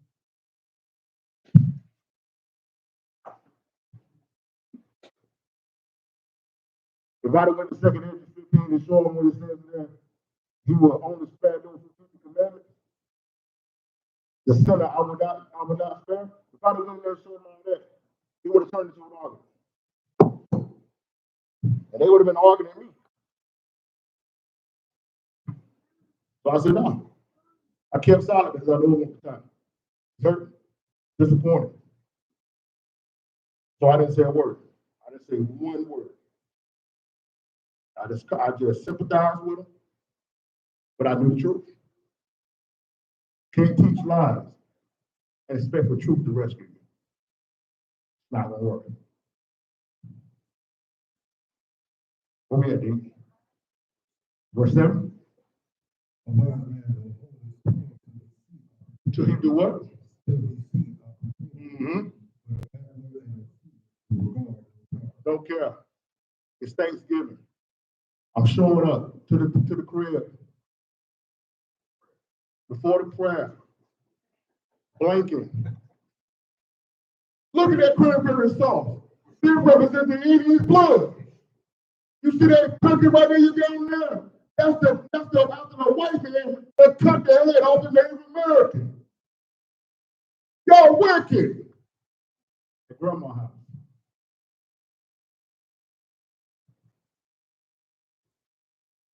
Y'all got that Nimrod tree up in here.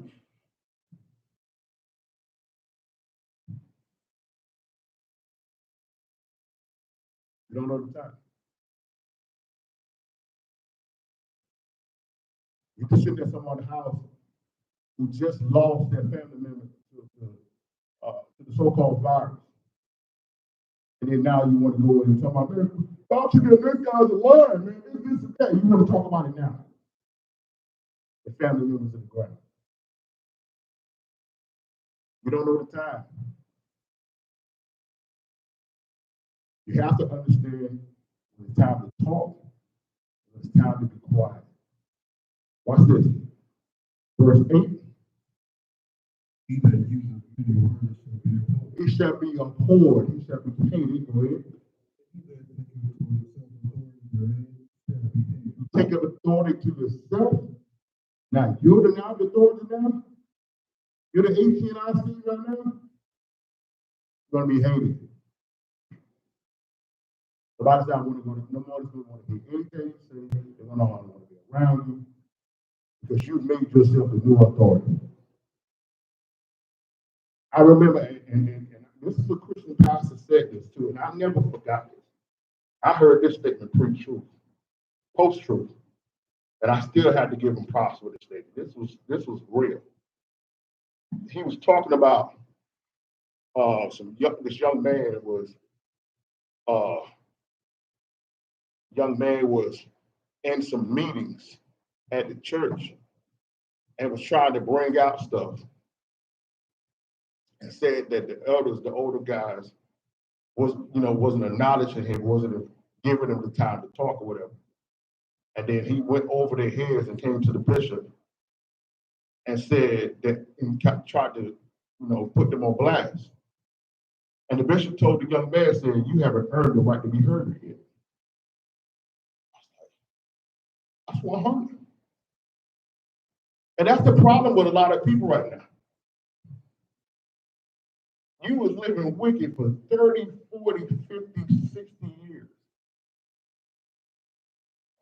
Somebody told you was an Israelite, you were in Deuteronomy 28, and now you think you're the spiritual authority over Grandma, Uncle Joe, and Aunt Betty that's been in the church devoted for the entire lives. Now you're the spiritual authority? No, you're not. You don't know nothing. You're not in the truth. You just got some facts. Sit down, get you a pen and pad and learn. I tell people all the time. I have been pastoring from 2007 up until 2013 when I came into the truth.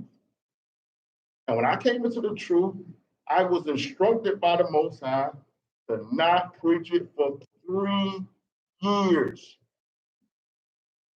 I used to have to be in churches, I had to be in conferences, I had to be in one-on-one meetings, I had to be in all kind of stuff, knowing the answers, and I had to sit there like this. Me and Deke sometimes just be sitting there like this. Had the answers, couldn't say nothing. Because the Most High told me, shut your mouth until you learn. 3 years. I'm not telling you something I ain't did, fam. This is real life. We are the only light in the dark world.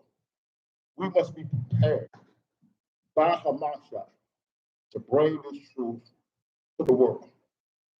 Because if we don't do it the way he tells us to do it, we are going to cause more harm than good. Right? Now let's go to Matthew 9. I need you to hold that and get 2 Corinthians 5.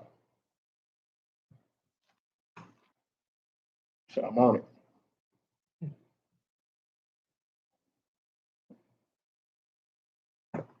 Matthew 9.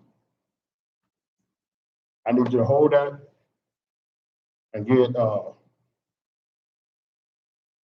Corinthians 5. Israel, we are the only light in a dark world. Matthew 9, let's start at verse 35. Yeah, man, you got to relax, man. Mari, you got to relax. Yeah, that's right. You got to relax. You don't even know anything about Jacob Trophy yet, bro. Relax. You got to ease. Matthew 9, let's start at verse 35. And Yeshua went about all their cities and villages, teaching in their synagogues, and preaching the gospel of the kingdom, and healing every sickness and every disease among the people. He did what? He did what? Teaching in their synagogues. No, we're snapping in their synagogues. Teaching in their synagogues. And preaching the gospel of the kingdom. No, preaching his own doctrine. Preaching the gospel of the kingdom. And healing every sickness. No, I told him to go get a medical procedure. And healing every sickness. Told him to go get the juice. And healing every sickness. He turned the synagogue into a juice station. Healing every sickness.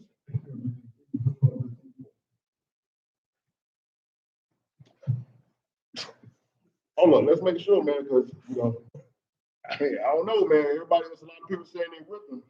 They're doing different stuff. You said they were doing what now? Teaching in their synagogue and preaching the. Now they was raising money. Teaching in their synagogue. Having building funds. Teaching in their synagogue. Doing praise-a-thons. Teaching in their synagogue.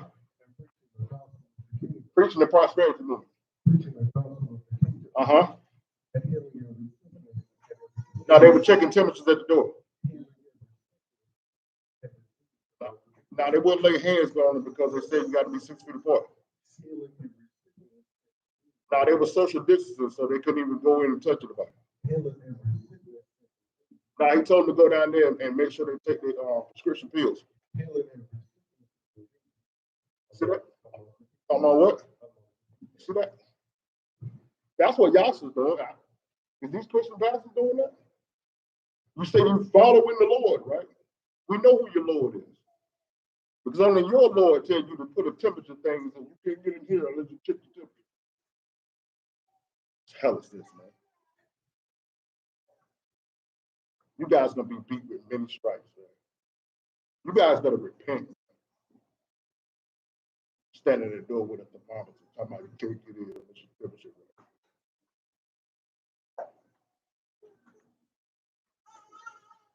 Talking about you got to get a special card, but you ain't got to keep the law.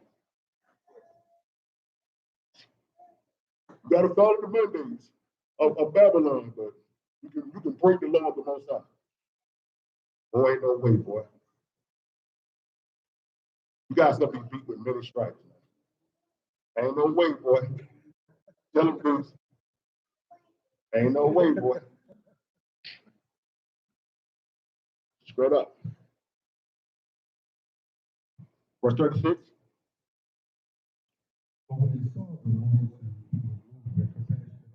Now, on a serious note, he came through, was doing the work. But when he saw the people, he didn't look at the people through the way he saw the Pharisees. When he saw the people, he had what? He was moved with compassion. He was moved with compassion. Why? Because they were faithful. See that? We can't blame the people for the leaders. These people are scattered. They've been in these churches their lives, all of their lives. They've been getting taken advantage of. Of course, they're going to have a problem with gathering. Of course, they're going to have a problem with trusting people. Of course, they're going to have a problem with allowing you to get close to them when they've been burnt over and over and over again, taken advantage of over and over again. Y'all should look at them. Yeah, pastor. Israel's bad off. And you must see them through the eyes of Yahshua. You gotta have compassion on them. You can't look at these people and not understand what led this young girl to think the way she thinks. But yet led this young boy to be walking around with his pants hanging off himself. You gotta understand, know how it got there. Watch this. Verse 37. Then said he unto his disciples, the harvest is truly plenty, and the laborers are few. This is what we've been talking about. There's so many of our people want to be saved. There's so many of our people want a different life. But the laborers are very few. Israel, we are the only light in a dark world.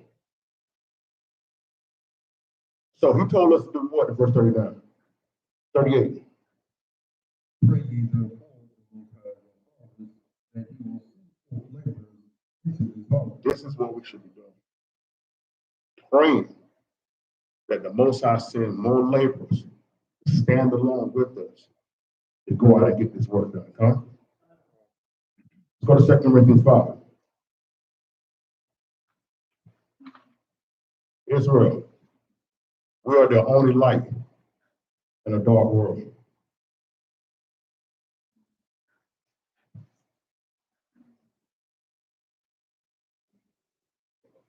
Second Corinthians 5.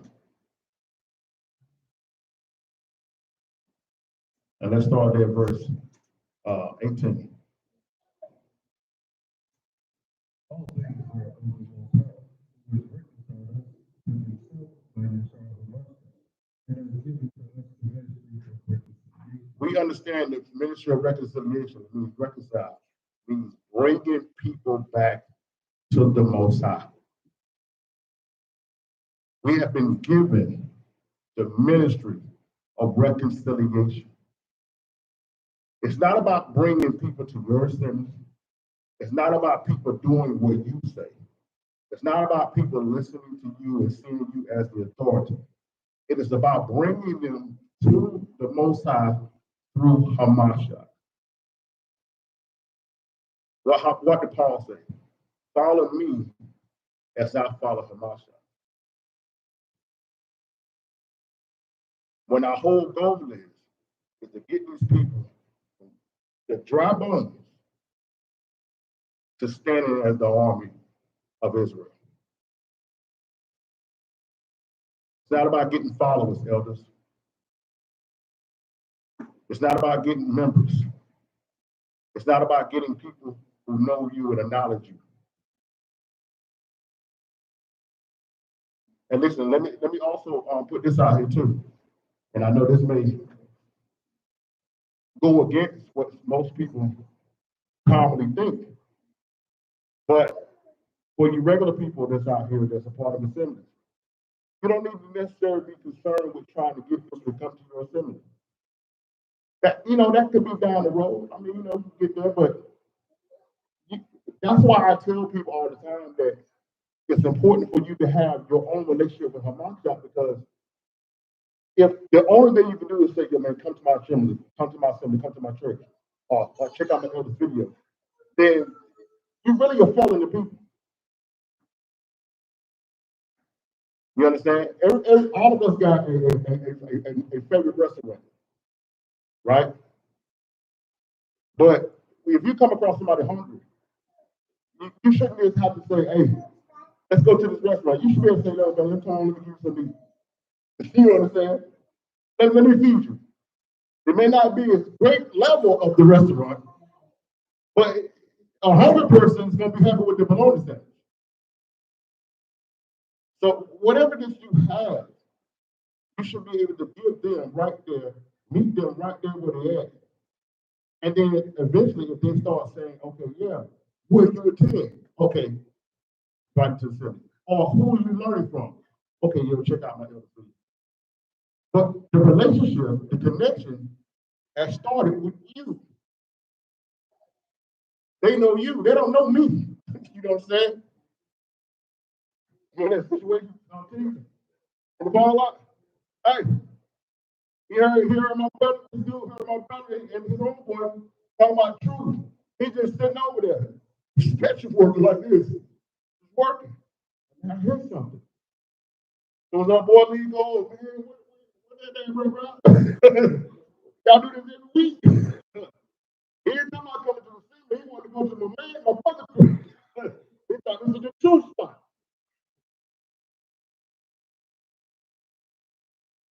You understand? You want a connection. You have to realize, ladies and gentlemen, that everyone plays a part in this. Everyone. Huh? Verse 19?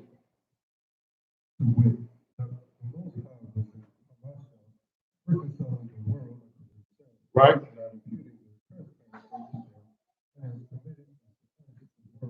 And he has given to us the word of reconciliation. This pastoral that Isaiah 49:6. To raise up the tribes of Jacob and to preserve to restore the preserve of Israel. Verse 20. Now, everybody knows what an ambassador is. An ambassador is someone who works on the behalf of a government, of a country, that goes into another country, sets up what they call an embassy, and furthers the business and the agenda of the government or country in which they come from. So you can be in America and be the ambassador to Pakistan, but you're not there being a Pakistani. You're there in Pakistan carrying out the business and affairs and the agenda of America. Therefore, here in captivity in Babylon, if we are ambassadors for Hamashiach, we should be carrying out kingdom work, kingdom business on behalf of our King, Yahshua Hamashiach, for the world of Jesus Christ. Huh? Because we are what? We are ambassadors for Hamashiach. Right?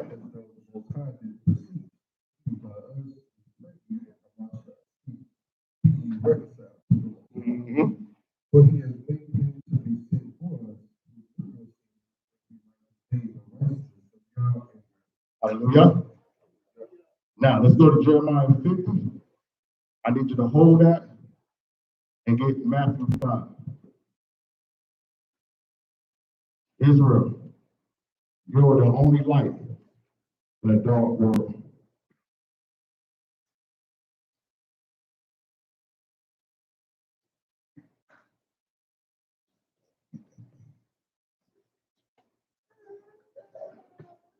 Let's go to Jeremiah 50. I need you to hold that and get Matthew the 5th chapter. Now here, as we go into Jeremiah, we start to round this up. We have to understand, ladies and gentlemen, the responsibility in which we have been given. Going back, of course, to Isaiah 49. But what you're about to see here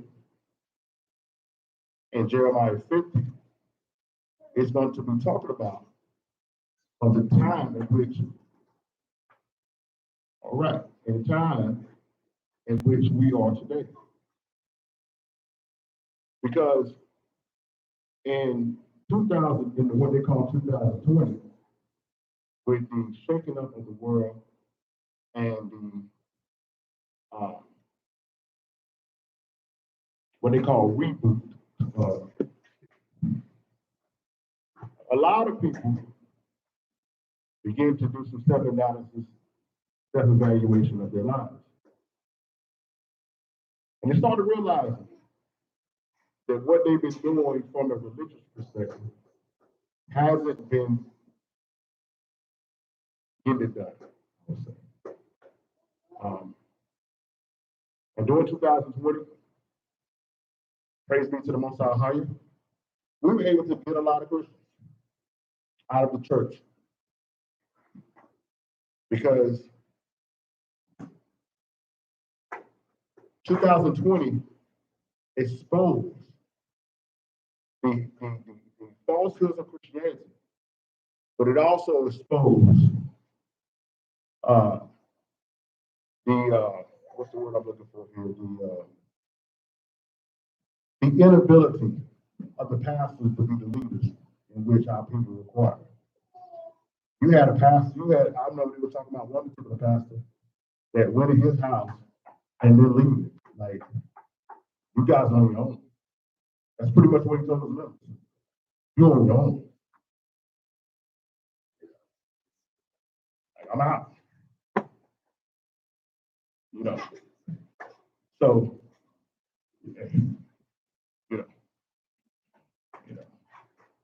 we talk about those ones. You understand that has become spokespersons for the CDC. I don't know if they guys go to journalism school or CDC seminar. The way they were talking now. You know, I know they learned the Bible. They can quote the CDC, but they can quote the Bible. Listen to the prophet Mount. You understand? But there was a large percentage of our people who get after self-evaluation and just looking at what was going on, they began to look and seek the Most High. And Israelites were there and was able to bring many of them out of the darkness. Hallelujah. But that time is not over because we have about anywhere right now, I say we have a 2 to 3 year window. Now, this is not prophesying, this is not absolute. This is just me doing some type of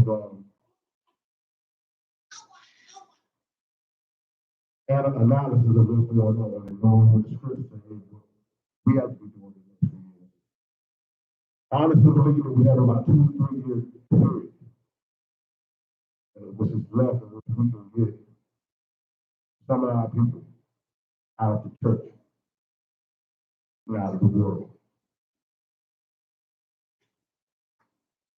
Because shortly after that, there's no turning back. Some of our people are so indoctrinated that it's completely over.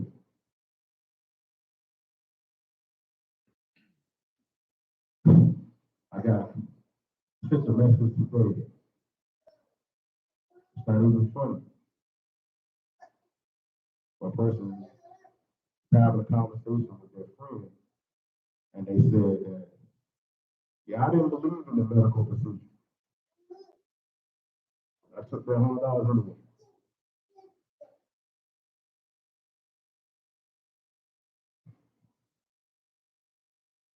We were just talking about the other day, a parent was outraged.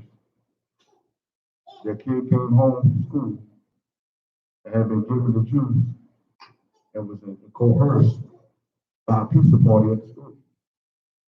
And I told people, y'all in 2020, at the beginning of the year, I said, get your kids out of the school.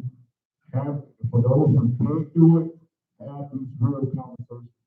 I told you, immediately, eventually, it will come in after our children. Right. Our parents. Right now, in many states, there are 2 things that children can do now that they don't have to have their parents consent. They can get the medical procedures for the juice, and they can get a sex change. Believe it or not.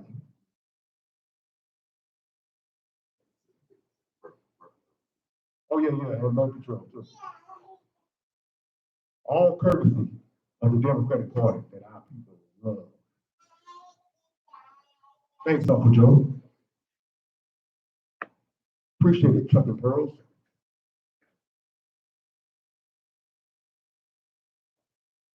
One was devastated. Son was coerced by a pizza party.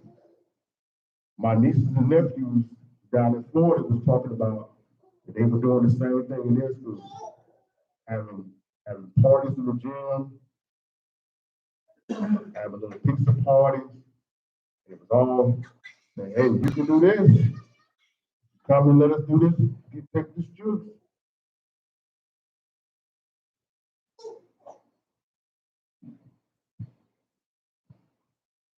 So we have about a 2 to 3 year window because they're coming after our kids now. They use the adult rappers, backs that thing up and all these other things. That drug dealer talking about, I do it. You know what I'm saying? I sell things. I move things. I'm an entrepreneur. You're the devil in the Bible speaks of. That's what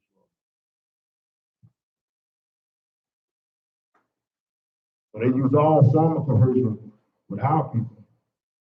They scared the old people. They gassed up the young, and now they tricking and manipulating the kids. They got the single mom tripping. They are taking children from their parents. I've heard stories in court cases where there are custody battles, where you got one parent pro medical procedure, one is against it. Judges is ruling automatically in favor of the other parent. This is going down. And with all this going on, so many of our people right now are seeking the Most High. Now, Israel, what are we going to do? We're going to continue to laugh? Are we going to continue to ridicule? Or are we going to continue to be the light in this dark world? Jeremiah 50. Let's start at verse 4. Watch this. In those days, in that time, said the Most High, the children of Israel shall come, they and the children of Judah together. Going and weeping, they shall go and seek the Most High their Yah. See that? This is the time that we're at right now. This is the great awakening. Hosea, the 6th chapter, verse 3 says, and in 2 days I shall. Matter of fact, let's go there right quick. No, I don't want to misquote. Hosea. And Hosea, the 6th chapter. Let's go there right quick. Hosea 6 and 1. Start there right quick. Get a time frame on that. What's going on?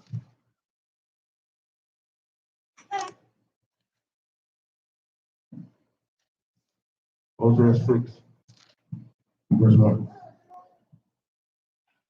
Come and let us return unto the Most High. For he has sworn and he will hear us. He has smitten and he will bind us up. He will bind us up. Go ahead. And after 2 days. After what? 2 days. After 2 days, he revived us. And the 3rd day. Now, hold that in 2 Peter 3 and 8. So keep this time frame on what Hosea is talking about. Now he said on 2 days, in 2 days he shall revive us. And on the 3rd day he shall raise us up. Watch this. 2 Peter 3 and 8. But beloved, be not ignorant. Right? That 1 day with the Most High is 1,000. As 1 day with the Most High is 1,000 years. And 1,000 years is 1 day. See that? Now, ladies and gentlemen, what happened approximately 2,000 years ago? Amasha came what? And died and bled and was rose again for what? The sins of Israel. So during this 2,000 year period, now we know, some of us know, it ain't no 2021. Okay.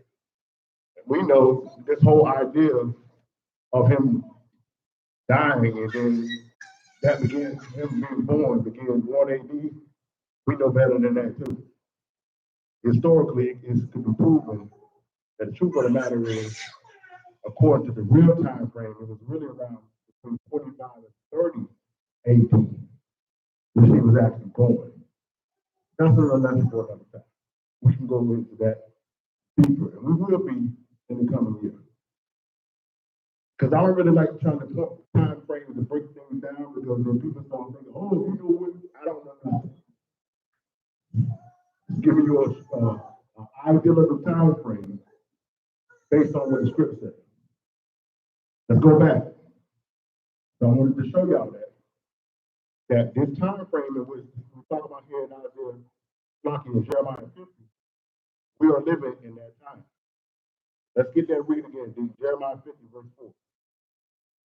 In those days, say for the Most High, the children of Israel shall come, they and the children of Judah together, mourning and weeping, they shall go, and seek the Most High their Yah. There's been so many tears that's been shed, so much weeping that's been shed the last 400 years from the children of Israel and the children of Judah. Christopher Columbus, all the way up to Jim Crow Joe, our people have been crying and weeping at the hands of Esau, the so-called Romans, the so-called white man. But the Bible says, 2 Timothy 6, for Esau is the end of the world, and Jacob is the world to come, which we know that Esau being in rulership means that we are dead. Hallelujah. And now, as a result of all the things that has happened, our people are weeping, they're crying, but they're seeking the Most High. Verse 5. They shall ask the ways of God. Right? Their faces will say, come and let us join ourselves to the Most High in a perpetual covenant. And this is the reason why you're seeing now all the people are remember themselves according to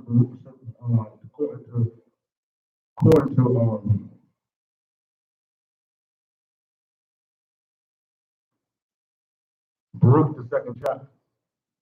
They're beginning to remember themselves in the land of their captivity. They're asking the way back to the Most High. They're saying, what do we need to do? What we need to change? Because they want to get back to the covenant that was set with their ancestors. Verse 6. And we will have been lost sheep. The shepherds have called them to our street. It's the shepherds. Because the Christian pastors have aligned themselves with Babylon, with the government. They have aligned themselves with Amalek. So these theological and seminary schools, and they're teaching lies and madness, knowing, many of them, not all of them, knowing that it's false doctrine. Knowing it. And the rest, men of the rest, won't even take the time and the effort to seek the Most High to try to change. I wish you guys could have saw this other day. I think I told you about it a couple of weeks ago, where there was these pastors all over America, so-called black pastors, and they had this large Zoom meeting. And the topic of the Zoom meeting was, why are we losing so many of our men to Hebrew Israelites? And ladies and gentlemen, if you would just listen to the words that the pastors were saying, it was so dismissive and so disrespectful. They were saying, we know they're wrong, or we know their doctrine is false, but they wasn't willing to acknowledge the fact that it was true. They were just telling themselves as if it was like a hook or something that we had came up with, and that's the reason why the men were more Christian. This ain't a hook, man. This ain't a marketing scheme. It's the difference between truth and lies. It was so dismissive. And this is why I'm always wondering, and this is how I know these guys are weak. Because you're always having, listen, I'm talking about men in general. What man do you know sit around talking about another man when that man ain't around? I got the buster. We don't respect it in the hood. Because a real man, if he come to us talking about a man, he'll say, yo, you talk to him about that? Right? So why every time these Christian pastors are having a discussion about Israelites, why have there never been Israelites there? I even heard one of the pastors say, yo, we have no way to defend the doctrine. Yeah.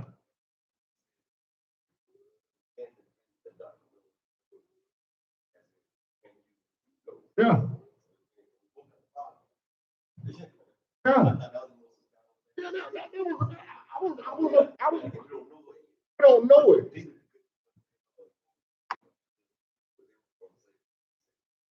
If you got truth, how is it that you need to know if you got the truth?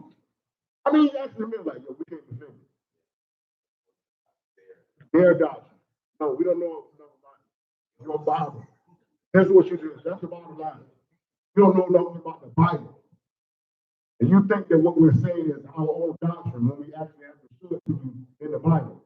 That's why Israelites, no matter where they are, they have a Bible with them. No, you can go to every Israelite car, and there's a Bible in their car. And it's not for them, it's why them. That's why. Because I know me, plenty of times, I've been in the store, I've been at Walmart, I've been in the food line, I've been somewhere, and somebody asked something. But let me come and show it to you. 15 pages. Why they're in the parking lot? Well, let me point out again. 200 Christian pastors came to the courthouse, and no one had a Bible.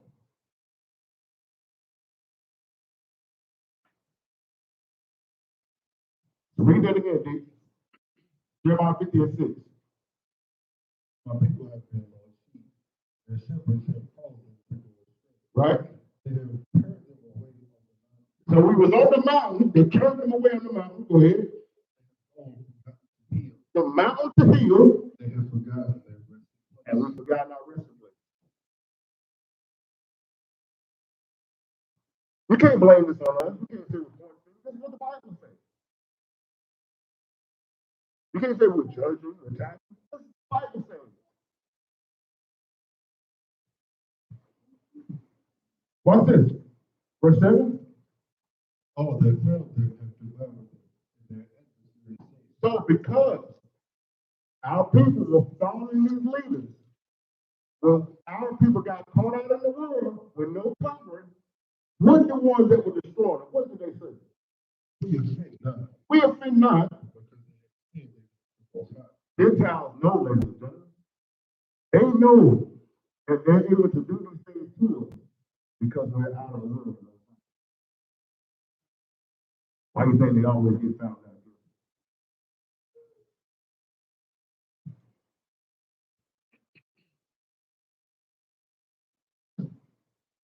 Some of y'all are so excited about these convictions. You wait till the sentence to come out. It's going to crush your spirit. Watch this. Go ahead. The habitation of justice. Now look what he told us to do. This is what he's telling us to do, Israel. Remove out of the midst of Babylon. Remove out of the midst of Babylon. Go ahead. And go forth out of the land. Right? And be as the eagles before the flock. So he told us, Israel, for us that know better, to go before and set the path so our people can follow it. We're the light in the dark world. Hallelujah. Let's go check it on Matthew 5.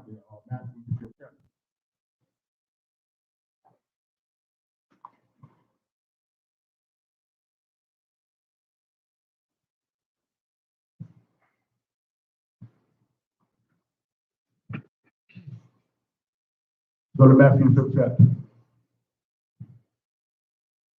And then let's start at verse 10. Blessed are they which are persecuted for righteousness, for theirs is the kingdom of heaven. So don't worry about it. We know you're getting persecuted. We know you've been having to go through all this and all that for righteousness' sake. But he said, what do? Blessed are they which are persecuted for righteousness, for theirs is the kingdom of heaven. Blessed are ye when they shall revile you, persecute you, say all manner of evil against you falsely. What? Say all manner of evil against you falsely. Falsely? For my sake. For what? For my sake. So he's not saying, they're not going to be saying anything that you actually done. They're going to be saying it falsely. For Hamashiach's sake, go ahead. Rejoice and be exceedingly glad. Now be bad about it. Rejoice and be exceedingly glad. Say, no, I ain't talking to nobody else. You say something like that. Rejoice and be exceedingly glad. For great is your reward in heaven. For some persecuted they ye are the salt of the earth. Ladies and gentlemen, Israel, you are the salt of the earth. Go ahead. But the salt has lost its state, wherewith shall it be salt? So if you're not doing the work of being salt, the additive flavor, the giving the preserver, remember, restoring the preserved Israel, go ahead. It is this form, Then you're good for nothing. but to be cast out, to be tried under the foot. See that? That's said, if you're not using the store people and preserve people, all thing you're good for to be cast out. I know ain't none of you want that.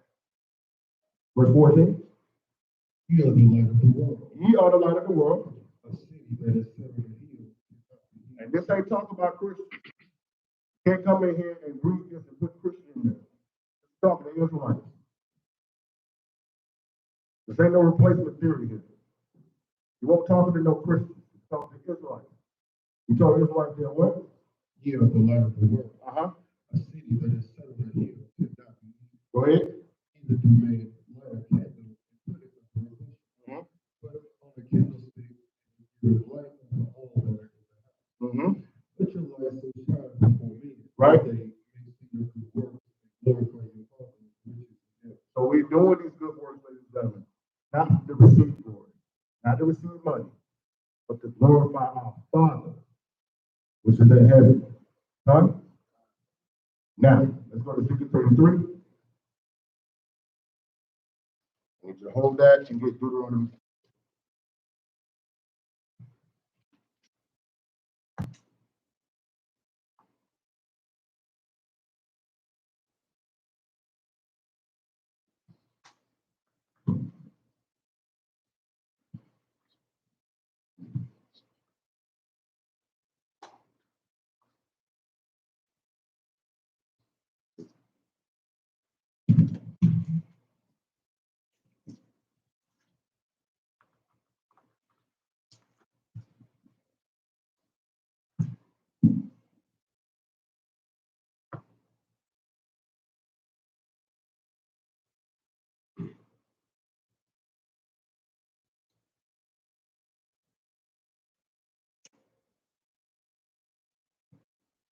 Ezekiel 33. I need you to hold that and get Deuteronomy 4. Ezekiel 33. Let's start at verse 1. Again, the word of the Most High came to me, saying, Son of man, speak to the children of thy people, and say unto them, when I bring the sword upon the land. Hold on. He said what?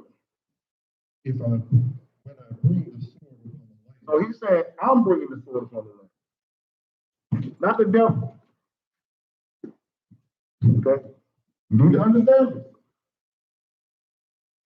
Most I said, when the war is coming, when it's bad, when it's destruction is coming, I'm the one that's bringing it. Go ahead. When I bring the sword upon the land, if the people of the land take a man of their coast and set him for their watchman, if when he seeth the sword come upon the land, blow the trumpet, Right. and whosoever heareth the sound of the trumpet and taketh not warning, if the sword come and take him away, his blood shall be upon his own people. So, ladies and gentlemen, If you're out there breaking this truth out, telling your people, what's coming,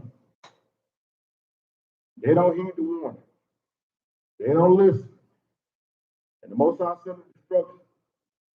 If they don't take it, they don't listen. His blood is on him.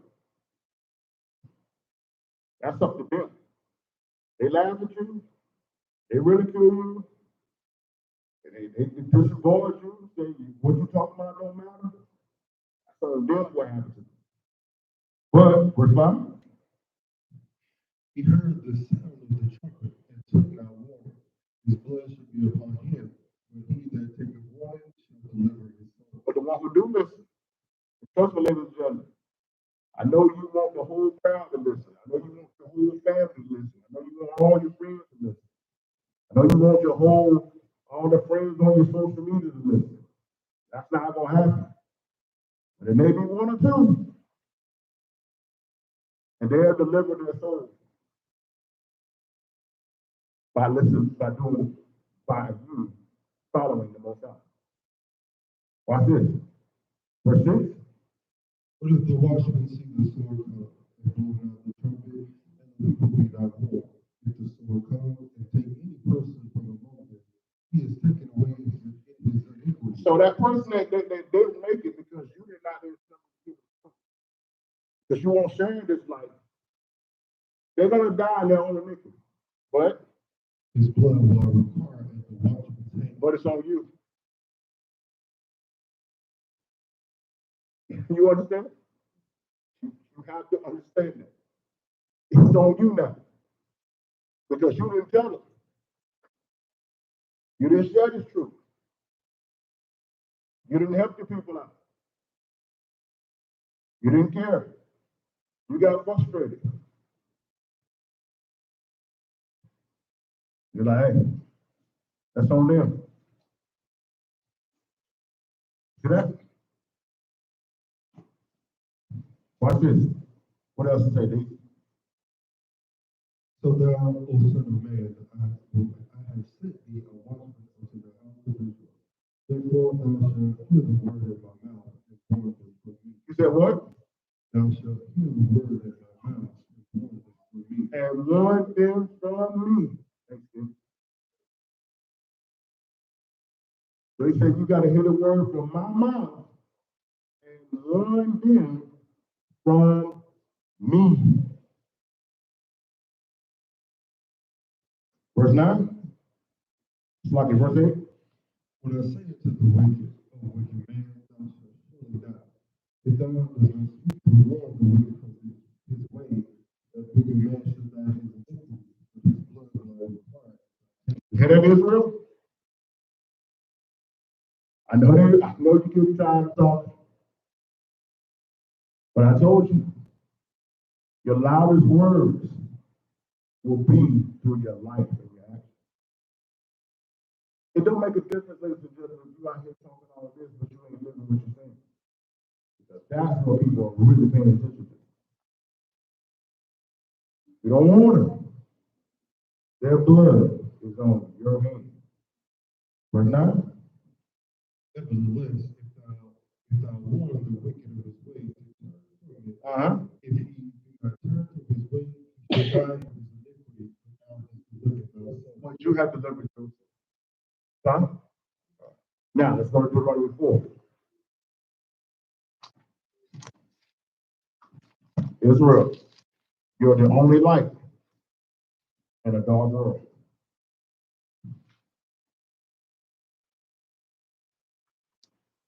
Deuteronomy 4th chapter. Okay?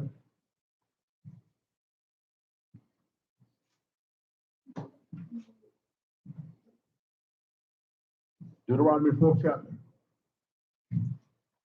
Let's start at verse 1.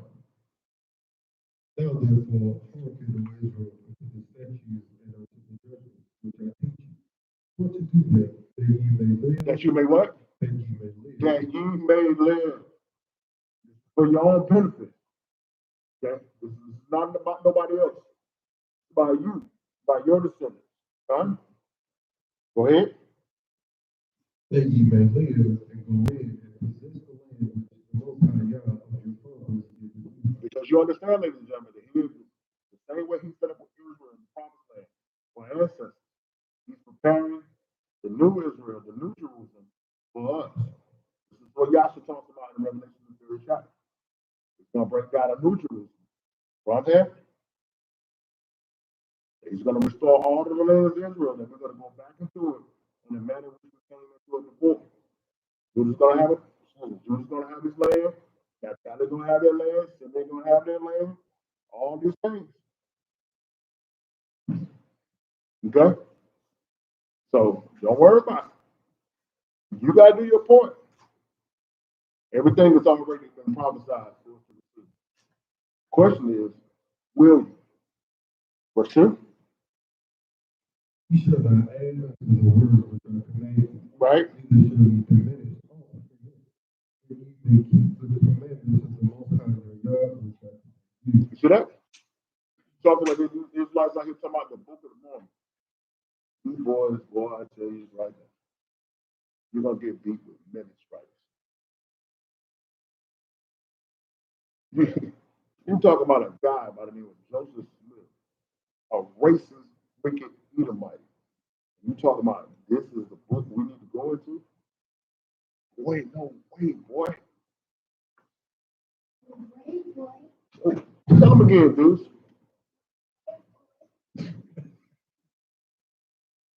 How did baby know that?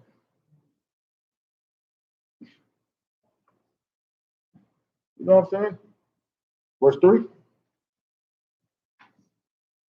Your eyes have seen what the Most High did of Peor for all the men that follow Peor. The Most High Yah has destroyed them from the land. Mm-hmm. But ye that do cleave unto the Most High God are alive every one of you this day. Now, Peor, one of the guys, when they was coming through the wilderness, when they got in the land of Moab, the Bible says that the Moabite women were very fair. You understand, when they say fair, that means beautiful. The Bible says they were very fair. And they had one of their festivals, kind of like, the festivals of the Christians today, where it's wicked, and all type of sexual immorality taking place. And they allowed the women to entice them and for them to come out there and say, hey, take part since we're in the land. With the those in Moabite do what the Moabites do, right? Most high rose rain down fire and destroyed everybody, died instantly. He said, but those, read that verse 4 again. He said, but then what? But ye that cleave unto the Most High your God, That you that cleaved onto the Most High, go ahead. are alive, every one of you this day. You didn't get killed. Now, how can we look at this today? There's some of our people that are cleaving onto the prophet Paul, cleaving onto the words of the Democratic Party. And some think they're outside of it, they're conservatives, and they believe standing on Trump and the Republican Party.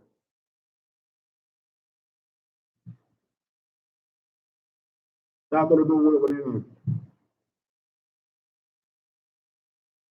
None of you. May not be you. You'll catch yours on your eyes open back up. But your descendants, your children, going to go horribly wrong for them. And they're going to have you to thank for it. Verse 5. Behold, I have taught you statutes and judgments, even as the Most High my Yah commanded me, that ye should do so in the land whither ye go to possess it. Right? Keep therefore and do them. He said what? Keep therefore and do them. Now just quote them. Keep therefore and do them. And do them. For this is your wisdom and your understanding in the nation. So this is how, ladies and gentlemen, we become set apart. This is how we begin to be what the light is, so that the Gentiles and others will cleave unto us. Go ahead. Wisdom and understanding we should not all these statutes and say, Right? truly this great nation is a wise and understanding people. Mm-hmm. But what nation is there so great who has Yah so high over them? Mm-hmm. Because the most high our Yah is in all things that we call upon him. So you see that? Because they're gonna see how the Most High is moving with us. They're gonna see how that none of us are taking medical procedures, yet none of us are dying. Regardless of what they tell you in the news. They're gonna see how those who fall sick get healed.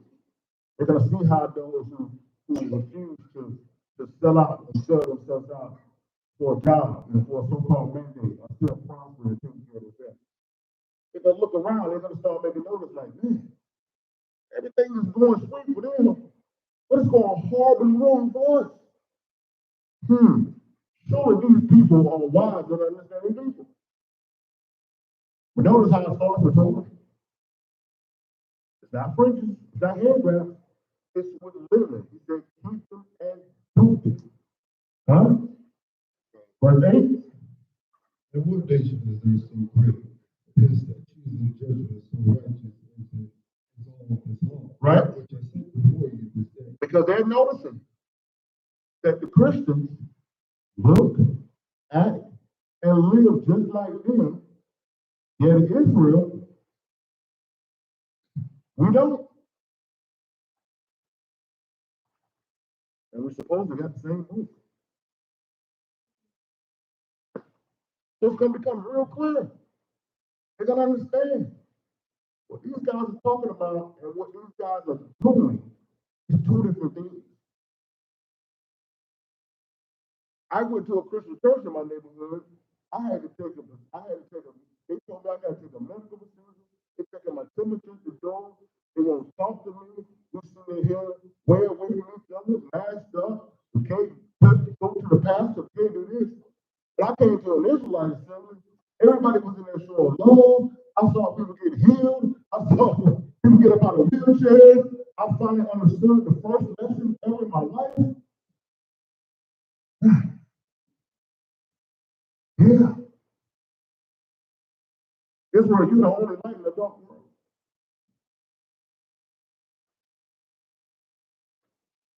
Watch this. Verse 9. Only take heed to thyself and keep thyself diligent. Right. Lest thou forget the things which thy eyes have seen. Right. And lest they depart from thy heart all the days of thy life. Right. But teach them thy sons and thy sons. Teach them to thy sons and thy sons' sons. We ain't celebrating no Christmas for the kids.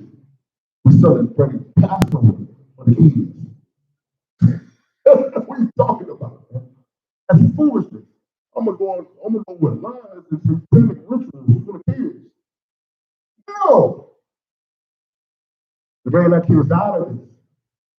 For their kids. I wish y'all could see my young man right now. 3. Now, let's bring this to a conclusion, y'all. Let's look at Ephesians 5. Israel, you're the only light in a dark world. Huh?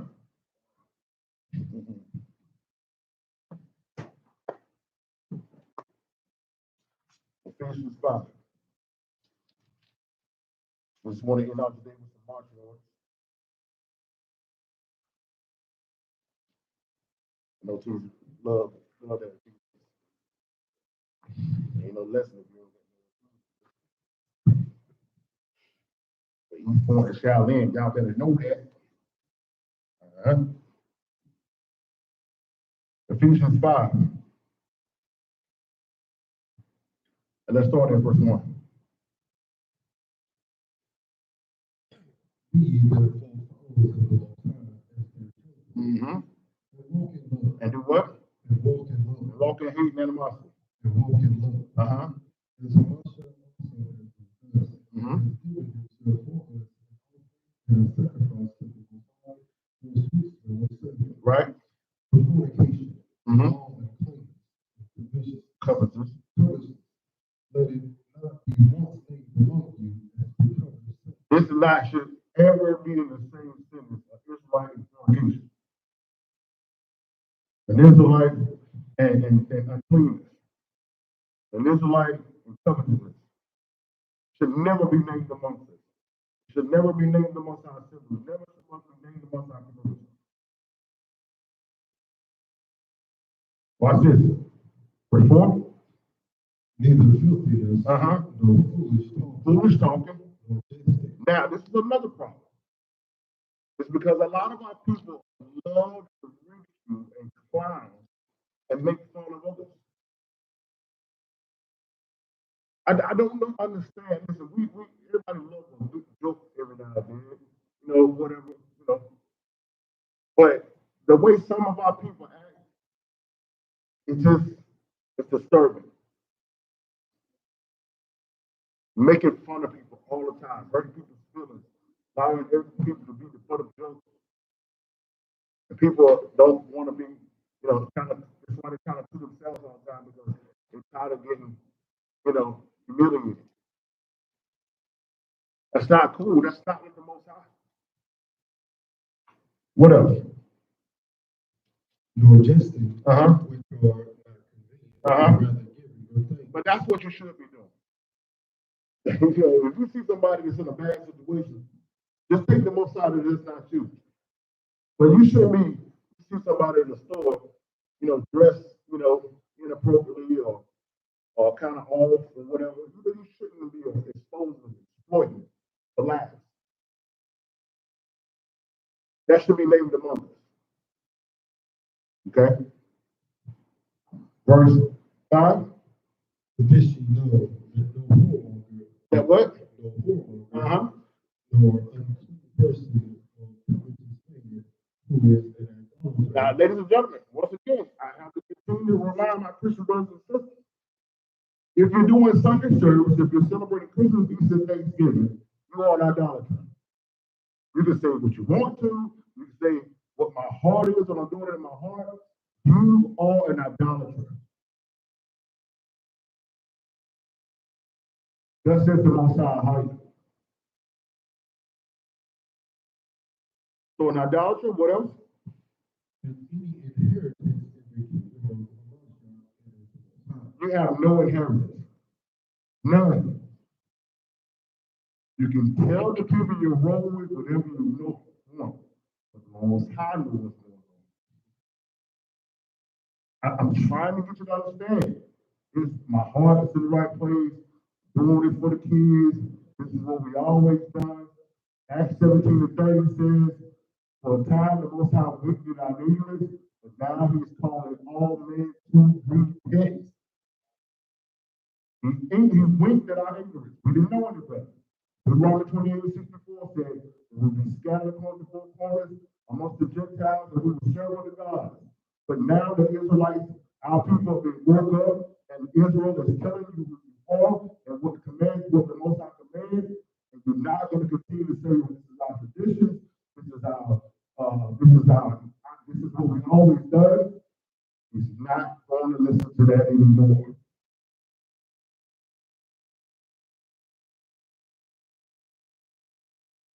Time to come home, Israel. Number 6, verse 6. Don't let these pastors catch you. These pastors are betraying with a check. That's why they keep telling you that, because they know that they don't. If they tell you the truth, the check goes away.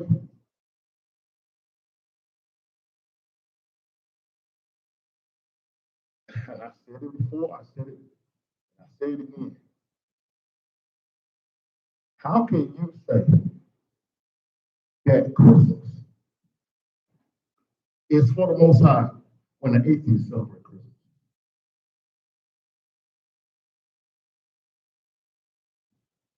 When people that don't even go to church celebrate Christmas. How can you continue to lie to yourself?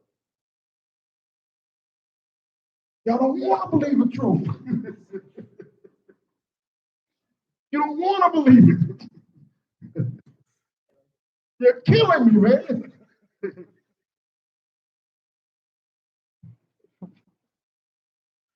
Seriously, man. I can't understand how we told ourselves in all these years that the two major holidays of Christianity, Easter and Christmas, the majority of the people that are celebrating it don't believe the Bible. I can't understand. I can't understand. Verse 6 says, what? Let no man deceive you with vain words.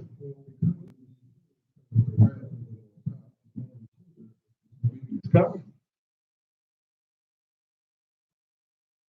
It's coming. Verse 7. Don't do it. Come out from among them. Verse 8. Now this is back to Israel. Remember, you would want yourself in darkness. This is why all the other verses that we went to was necessary. Because if you understand where you were, there will be more level of a compassion when you're dealing with your brothers and sisters. But the reason why you're attacked all the time is because you have conveniently forgotten where you were. You have conveniently forgot how you were living.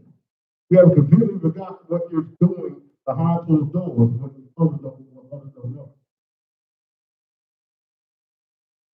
Read that again, Dick. This is what?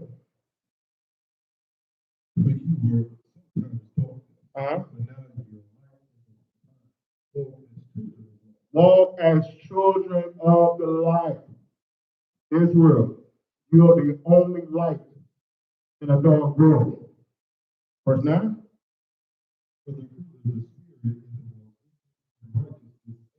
Mm-hmm.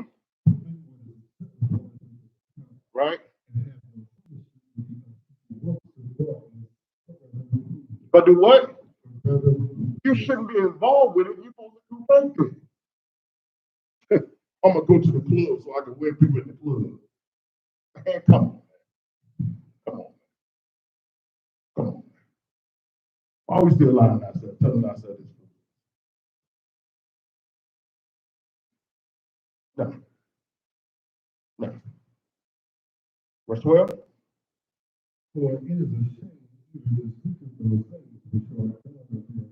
It's a shame, man. It's a shame to be known as Israel and to be known as wicked. You should be ashamed of that. Get the thing right here. For those on Facebook, give me one on YouTube. Voice the sound will go out that went out on Facebook. So I got to give a second for it to come back in. For those that are watching us on Facebook, please let me know when you can hear us again. I'm trying to get to that. Please let me know if you can hear us.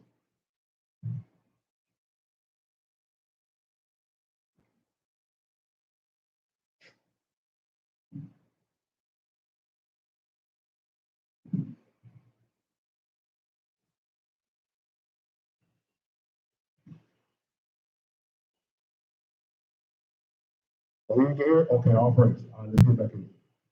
Everybody wrap it up and open. All praise.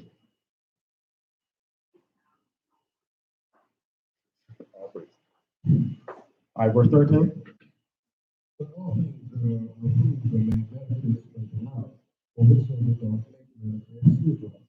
Read that again, D.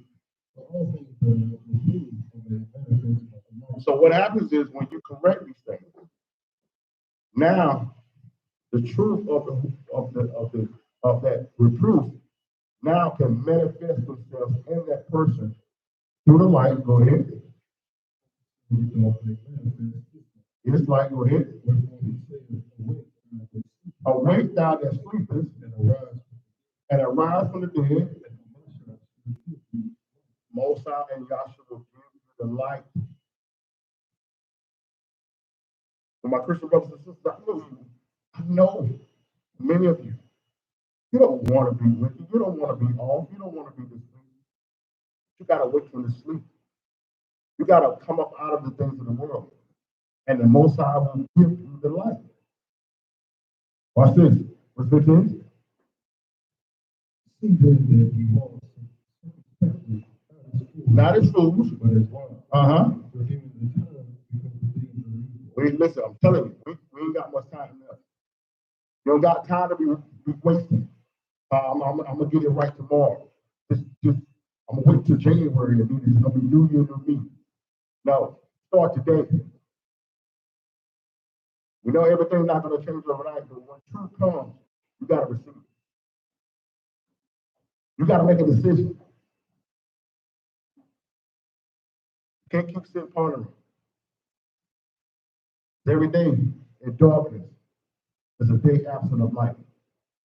You can't see. And it's more apt to destroy yourself. Watch this. Verse 17. First will be the unwise, but understanding what the will of the Lord is. But the one wherein is said, to be filled with the Spirit. Filled with the Spirit.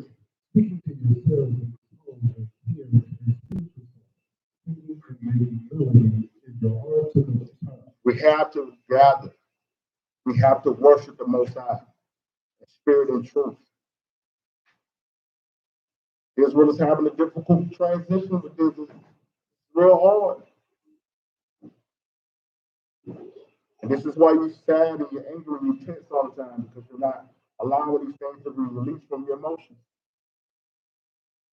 You got to spend time in His presence, and it shouldn't be just when you together on Shabbat. It should be all the time. Singing to the Most High, worshiping the Most High, seeking the Most High. Verse 20. Giving thanks always. Giving thanks when things go well. Giving thanks always. Uh-huh. For all things to the Most High, in the Father, in the name of our Master, Yeshua HaMashiach. Hallelujah. Hallelujah. Israel, we are the only light in a dark world. Now, this afternoon, this evening, ladies and gentlemen, we'd like to give call hello. Abba Haya, Ba Hashem Yeshai, for everything that took place here today. We pray and hope, ladies and gentlemen, that something was said here today that inspired you, that empowered you, that convicted you to seek the Most High, to be a better son and daughter for the Most High, and to let your light shine. If every day you wake up every day, you got to sing that child song. It's the light of mine. I'm gonna let it shine. Whatever you got to do, remember, Israel, we are the only light in a dark world. And if we don't get the people back to the Most High, the failure is on us. It's not on them. We have been waiting for a purpose. Yes, it saved you, but now you got to pay it forward and save those around you. Huh? They need you. The Most High saw something in you, and He said, I can trust you with this truth.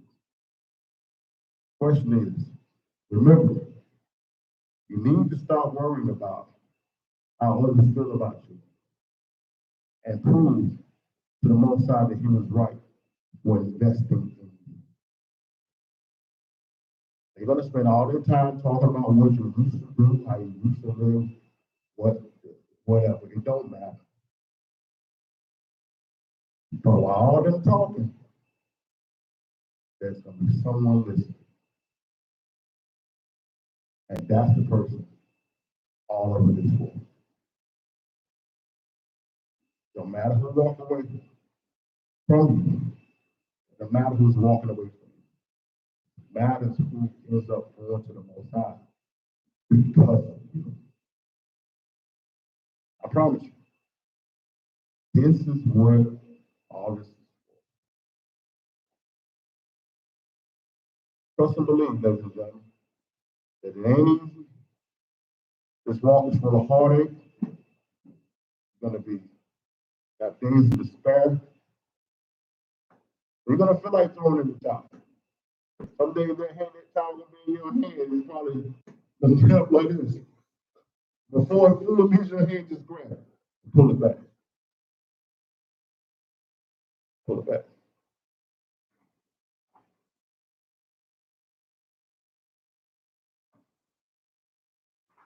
Listen, man, the same as these everybody will be doing. The fact that you're awakened is proof that Yah should trust you. It's proof that the Most High has ordained you. It's proof that you're needed in this time. Huh? So we want to also let everybody know about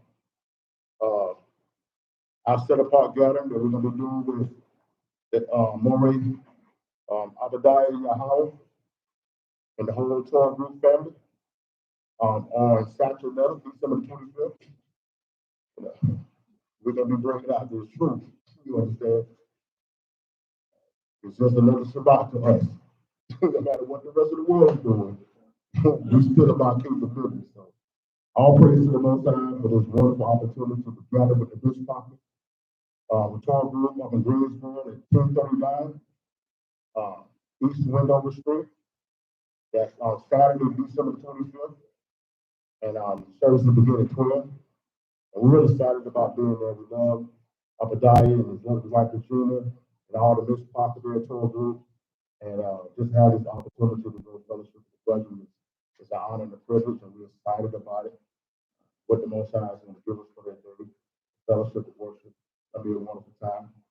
And as my aunt was brought out the other day, if you're in the Greensboro, High Point, Winston area, or if you don't even mind taking a drive, if you are a lot of, you're in a family, you understand that, all of them going to be, celebrating what they call Christmas, and you want to get away, well, there's a gathering. Come and gather with us. Come be around like-minded people. And I promise you, we're not going to be sitting around talking about what the world doing. We're going to be here to establish going forth. All the angels, all of Israel will be gathered. And keeping the Shabbat is a normal day. When it's December 25th, January 25th, it don't matter. If it's Shabbat, to us, it's a Shabbat. Okay? We're going to be doing the work. And so here's the place. We used to talk about it all the time back in the day when we were stuck. Like, man, we wish we had somewhere to go. All times made a lot this time. Got somewhere to go. Be away from the madness. Come gather with us. To my brother that rock with us around the country. We'll go live that day, and we'll give you something to sneak in your room and watch. You can be sitting there, even if you got to be around your little ones, you have your headphones on, and and tap out. We're going in. So we solicit your prayers, and we thank the Most High to be with the brethren. And so we're just excited about what the Most High has done. As we always tell you, ladies and gentlemen, eyes have not seen, ears have not heard, neither has it entered into the hearts of men, what the Most High laid up for those who love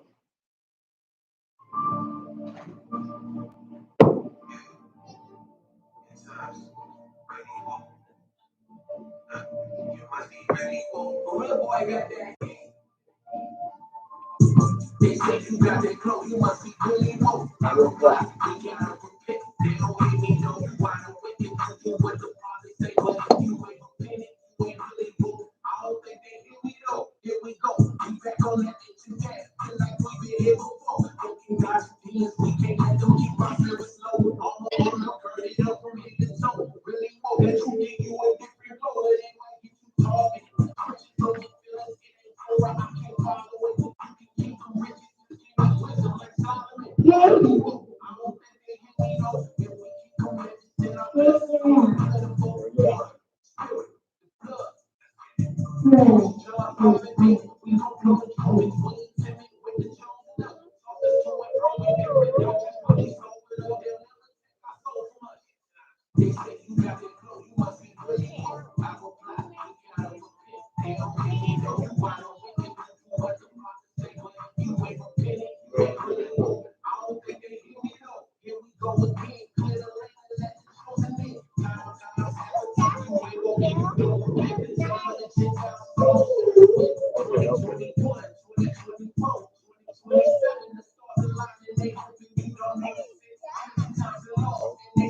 As